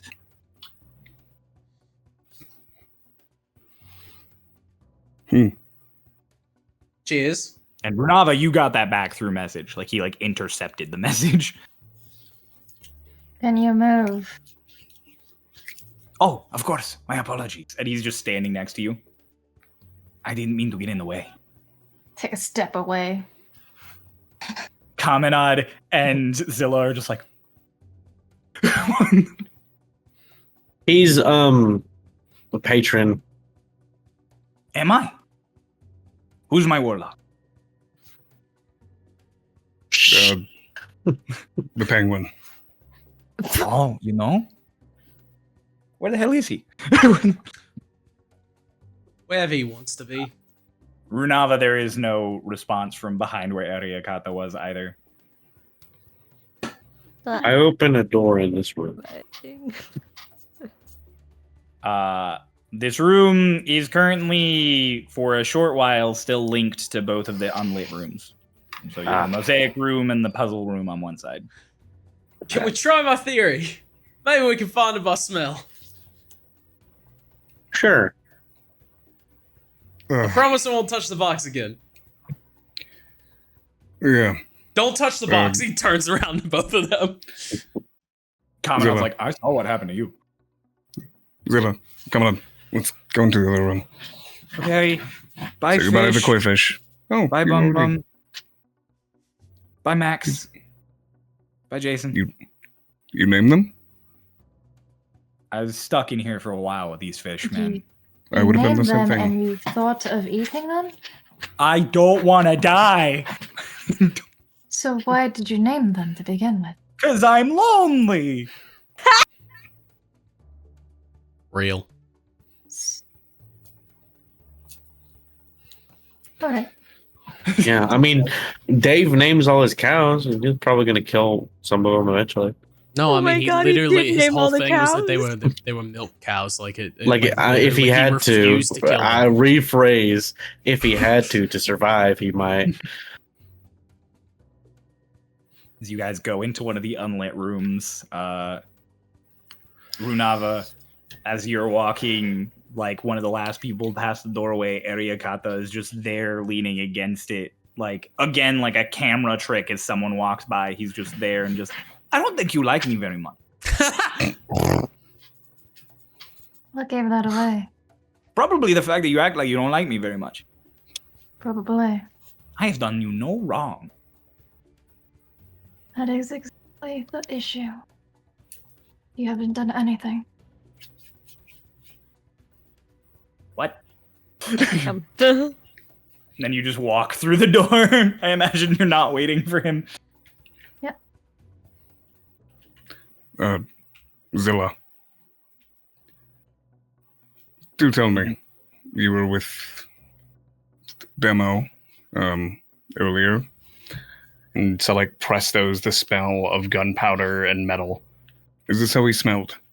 Is this... Hold up. Yeah. All the time. Right. I'm gonna drop the smell of hibiscus from the brazier, and I'm gonna switch it to gunpowder and metal.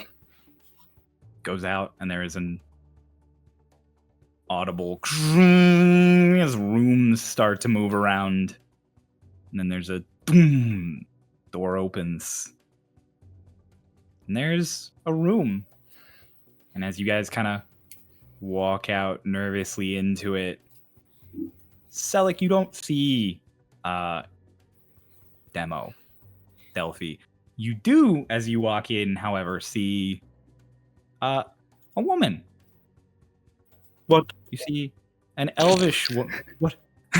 An elvish woman kind of sitting on her butt, like with her hands wrapped around her knees. And you come in and just Demo? No. Kaminade! And Kaminade just, Fritz! And she gets up and runs in and just, oh! Like they hug.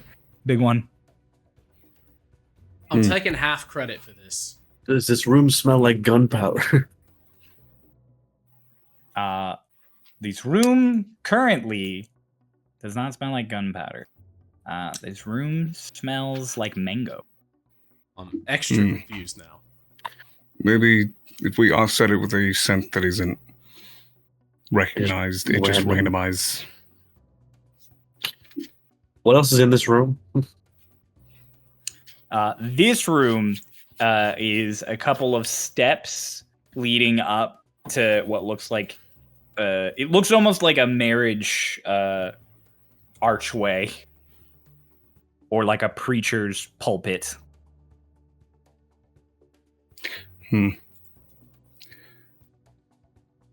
Fritz. Yeah.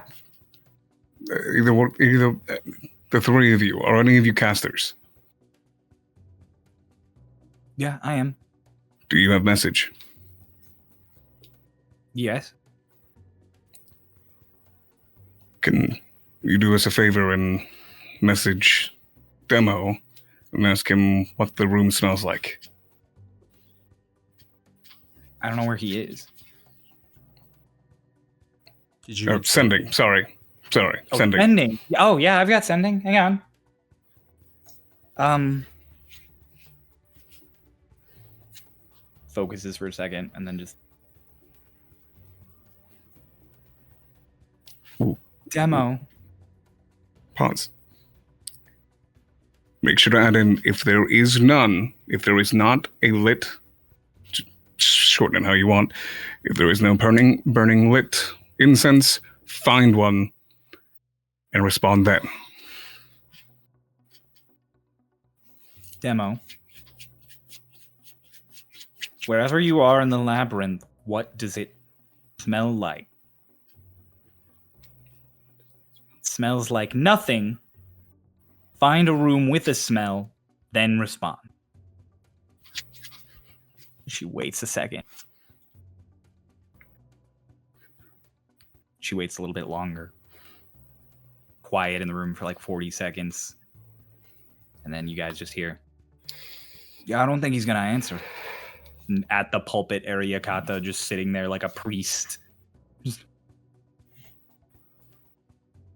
kind of quiet to me. Sending is usually sort of a quick coming back and forth.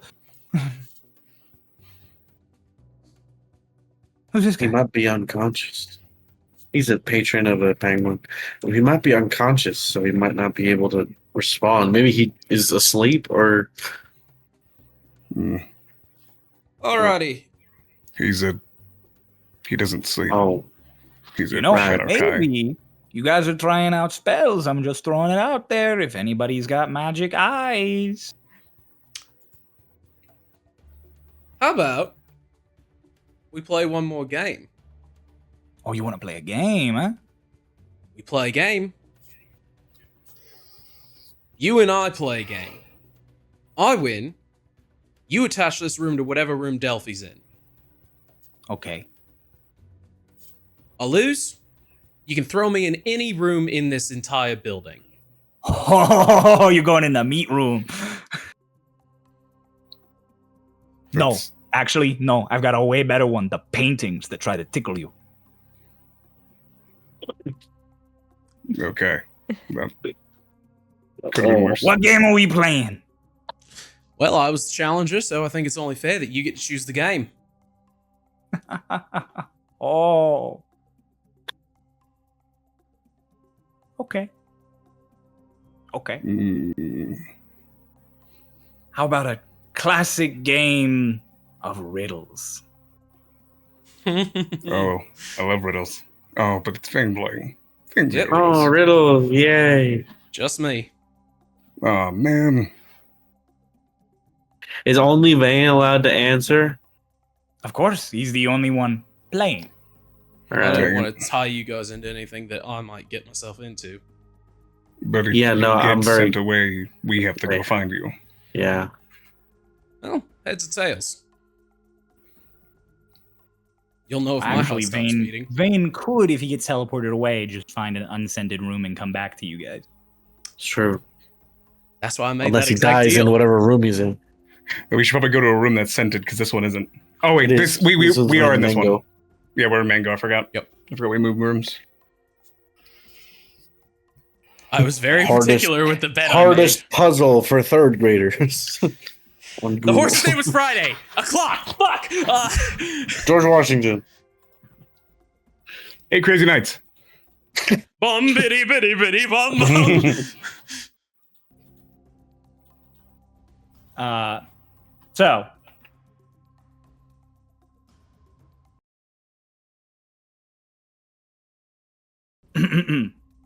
Yana just sits there and just a riddle for you. Answer it, and I shall grant you something wondrous. Right. Never in daylight, surrounded by sun, or surrounded in sun. Found first with unicorn, center of fun. What is it? You. The letter, to be specific. I really thought you'd hesitate a bit longer there. After all, if you're wrong, you're losing a game to a god. Fritz just, what? After He all, likes to say that. Well. Can't believe I'm losing 6 games in one day.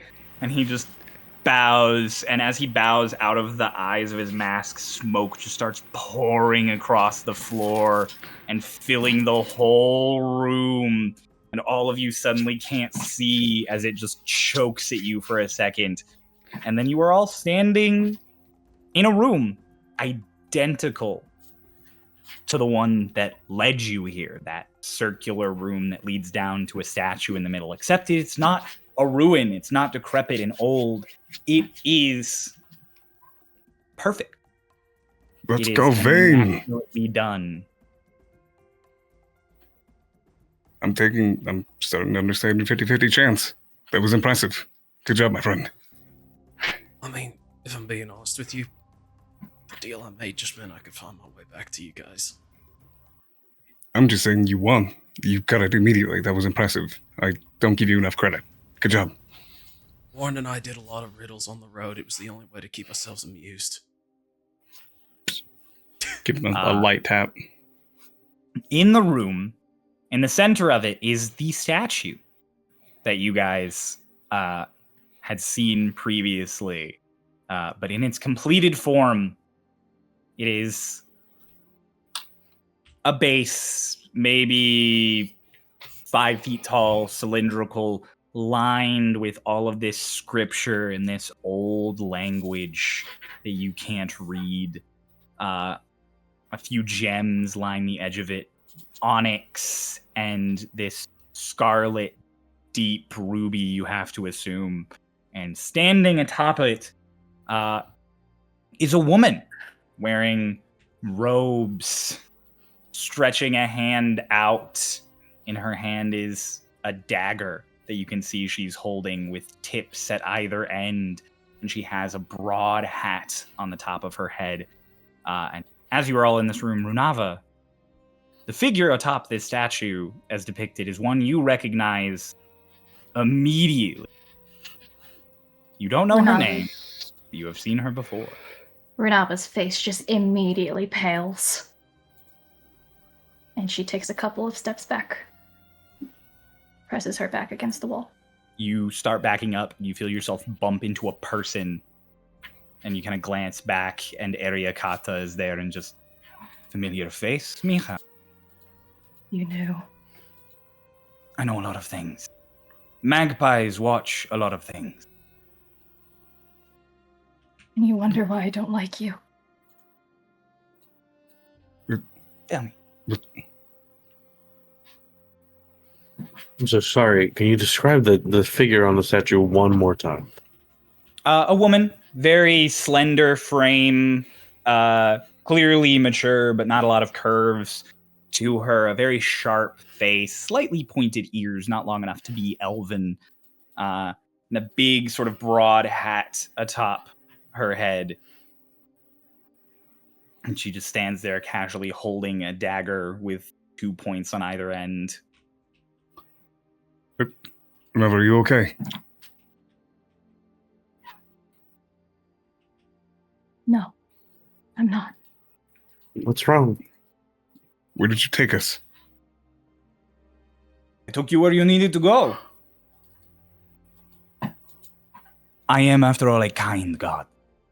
I'll have a quick question, kind god. If I say something kind of ahead. offensive right now, what are the odds I'm smited by whoever that is? Oh, don't worry, she can't see you right now. Okay. Who the fuck is that bitch? It's a sister of mine. He's a god?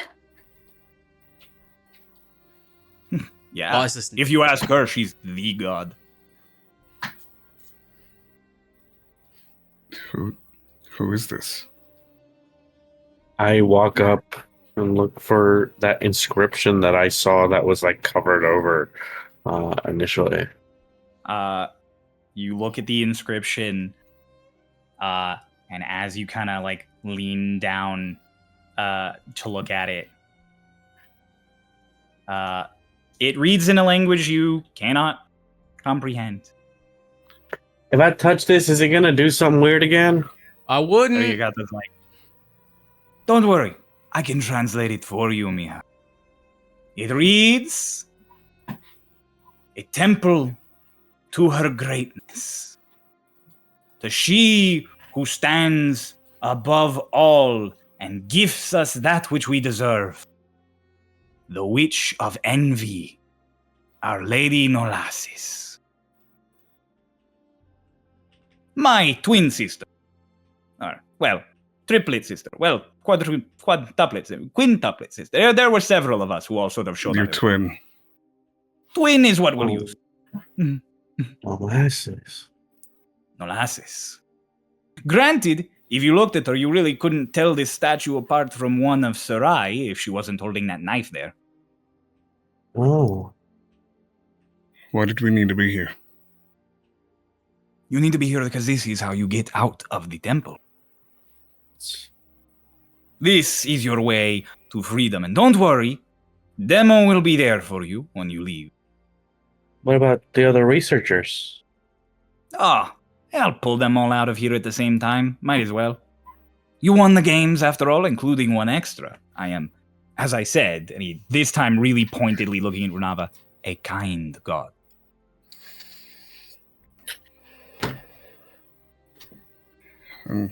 Okay, well, how do we leave?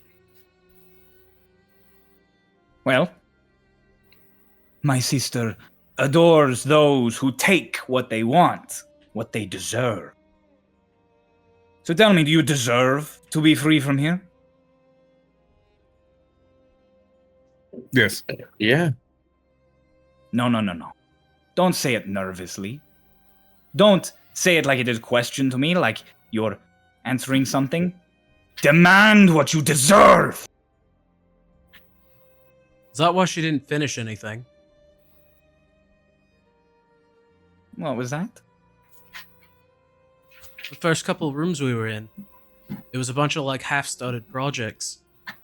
You said she was the goddess of envy, right? I did. Was that her work? No. These are the ruins of an old temple to her. The people here prayed to her, believed in her deeply. None of their works could possibly capture her beauty. They were never enough. So, as they crafted them, in the midst of their creations, they were struck blind or deaf, lost fingers, slowly found themselves unable to hold the pen as they wrote. And so, they would have to crawl their way back, get back what they wanted, what they needed, what they deserved. Only then were they worthy in her eye. Very few are. Cryo. The dagger in her hand, in the statue, Mhm. it looks just carved. It's not an actual blade. No, there is an actual dagger that is held by the statue. Does it look like it's like stuck in like with her grasp, or like would Yeah. it? Like she's So, like like, holding it. So like you wouldn't just be able to take it out. You would have to force it out. Potentially break the statue to do it. I look to how. I guess I'll ask you, Ray. As I look over to Renava, if I were to look towards with insight that I have, especially after recent conversations, what emotion is Runava giving off looking at this statue? She looks beyond pissed and beyond in disbelief, as if what she's looking at is not real, and she is deep in her brain currently. And as you look over, there is a weird, like, heat ripple, which for a moment you're like, is that a trick of my eye? And you blink, and it's not there. And Cryo, how tall is the statue? Like, if I were standing on the pedestal with it, could I reach the blade? Yes, only if you stood up on the pedestal with it. Cool. I rummage through my things for a moment as Erayakata finishes saying what he was saying to Vane. To leave, we gotta prove that we can take what we want, what we deserve, right? That's true. Well, from the look on my friend's face, I do deserve to leave, and maybe she deserves this. I jump up on the pedestal, pull out the rune carver, and cut off her hand that's holding the dagger of the statue. Oh! Let's You go! just jump up and you cut it off, and the hand like crumbles into dust as the dagger drops into your hand. And as it drops into your hand, everything underneath you guys seems to start giving away, similar to the way it cave up above you, and you all suddenly feel yourselves falling. And as you fall, all of you just find yourselves collapsing into little piles of sand and dirt. Bella, you kind of bonk off of the remains of the dying out statue. Not enough to do damage to you, but there is kind of like a and you like collapse to the ground. As you guys are back in those ruins. And as you guys sort of collect yourselves around you, there's dozens of groaning voices of just like, a couple like, ugh. So like you immediately sit up and like, oh shit, kind of panic. You guys are all looking around. All of you are here. Phoebe, you land on something soft instead of sand. You hear an audible, and then just, Hello! I don't feel bad. Where have you been? I found many an interesting tome to study. Also a room of meat.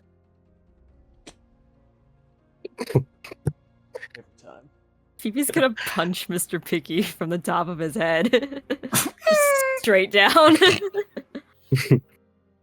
I also found this. I thought you might like it. He holds up. There's like a little glass container full of a bunch of tiny little gems and stuff that all shine as he like moves it in the light.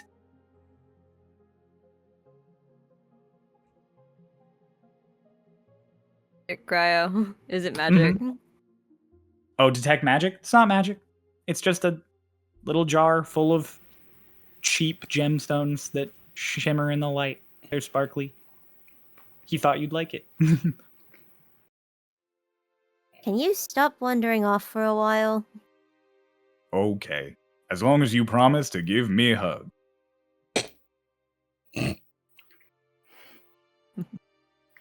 She whacks him with the container. He just kind of rolls away. That wasn't a no, he says from like his place on the ground. It up. I thought I lost you in the tornado, stupid. Oh, you did. That's why I wasn't with you. It's all right, Phoebe. I'll always find you. Shake the sand out of my hair. You shake the sand out of your hair. Runava, You landed in roughly the same spot, and landing next to you, the only person in the entire room landing on their feet, Erayakata is just standing there, and he lowers a hand out to help you up. I give a sigh and I just take his hand. Helps you to your feet and just... Is your grand complaint about me that I haven't helped you enough? Your help came too late. And do you You treat every watch. stranger on the street the same way you treat me? Still holding his hand, I pull him towards me so that we're face to face and just very quietly. You watched as she killed me. I also watched as you came back. And everything changed because of her. Everything changes because of someone. I'm not going to do deific battle with my sister in your front yard because you don't want to die. Have you ever died? Yes, Then you know how much it hurts. No. and I know how powerful it feels when you spit in its face.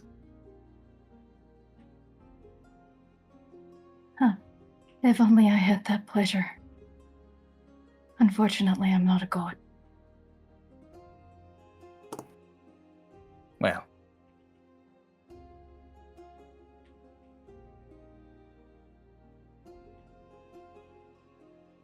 your pain is made by others, but you blame me for my neutrality. You can call me a hypocrite or a sadist, if you please, but life makes hypocrites of us all, mija.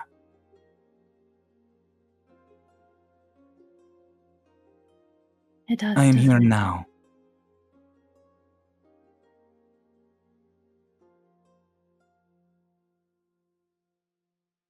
You're here now. And I won't be here forever. And I won't be here much longer. So ask the question you really want to ask me. Why did she do it? Why did she do it? Yes. Because something is returning through the dark. Because there is something she plans to do about it. Because you and yours are important. Beyond that, I don't know. Magpies see plenty, but magpies aren't everywhere.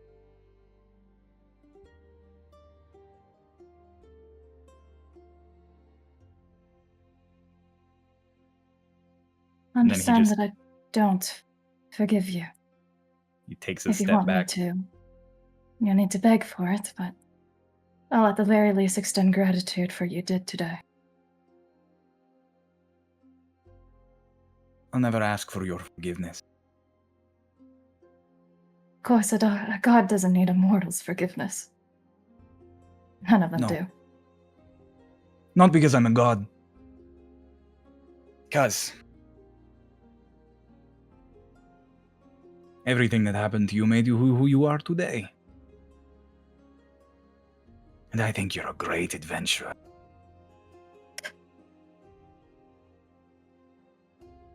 As far as I'm concerned, there's nothing to forgive.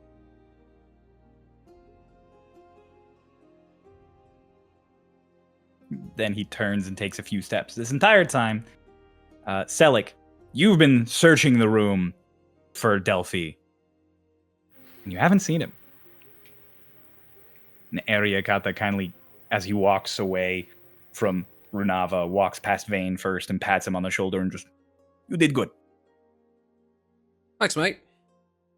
For someone as incomplete as you are quite an experience.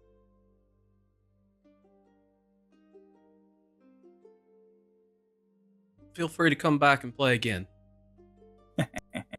No, no, no. And he casually walks up to Selleck. I'm not allowed on the mortal plane. It's sort of a rule we gods have. We don't really interfere or do too much. It's against the regulations. It causes too many problems. Walks right up to Selleck. Doing all right? Where is he? You wanted to find your brother, right? Demo? Yeah. You were hoping he was that shadow figure who tried your coffee, weren't you? Yeah. Well, Erayakata takes off his mask and that green smoke starts eking out. All he has is green smoke. There is no face. Just starts to flow out. He puts a hand on your shoulder and you just hear, I'm sure he loved. And that smoke starts to envelop all of him as he starts to just collapse into smoke. And then he falls into your arms. You catch him, and out from the smoke as it dissipates is not the image of Erayakata, because gods have a rule about only showing up in avatars. And sometimes for an avatar, you have to possess somebody. And as Erayakata collapses into your arms and the smoke dissipates, this is who you're holding in private talks. As you catch Delphi Orphis in your arms. As he kind of blinks and just... What the fuck's that smell? Before he even looks up at you, as he's still there reeling it all in. That's where we're going to end our session this week. Yep. Perfect way to end it. Thank you all so much for enjoying That was awesome. Starlost Stormridden. I hope you all enjoyed the game show and labyrinth episode. I had fun planning it, and there was so much kooky stuff that happened and vague lore that was dropped about several people. And also Mr. Picky just got to be weird again, which I love. You didn't get a room. I'm sorry. We never got to. We got to a puzzle box. That was your room. What's the puzzle box? If you guys had lost those rollies, you would have ended up in a room that was similar for you, but ultimately didn't get you any closer to your goal. And winning got you to an unscented room. Nailed it. So you won right off the rip. Thank you all very, very much for listening. Thank you for watching. Thank you for enjoying. If you liked it, check out the link in the description below where you can support us on our Ko-fi and get episodes a whole week early to enjoy. That also gets you access to special channels in our Discord, including the channel where we are play testing Teviary for first mate and captain tier supporters. You guys can try playing the Teviary class. By the time this episode comes out, I feel like it'll probably be up to level 10 or something on the play test, which will be fun. But at the very least, right now it's up to level 6. Be at those levels. Who knows? For now. Oh, actually, hang on. Let me cut that off for a second before we end out. You guys just got through a labyrinth set up by a god and played a bunch of games with him. I think it's an adequate time for you all to level up. Except for Phoebe, who is already levels. I thought you were going to say that Zilla and whatever were captain NPCs. I also thought that. No, they were not. Oh, shit. That's smart. I should have made captain NPCs. When I said I knew it, I thought you were going to be like, those are captain NPCs. Damn. Didn't know it. Nope. It's okay. There's time for next week's episode. For now, go! Everybody levels up, and we will see all of you next time. Yippee! Bye-bye.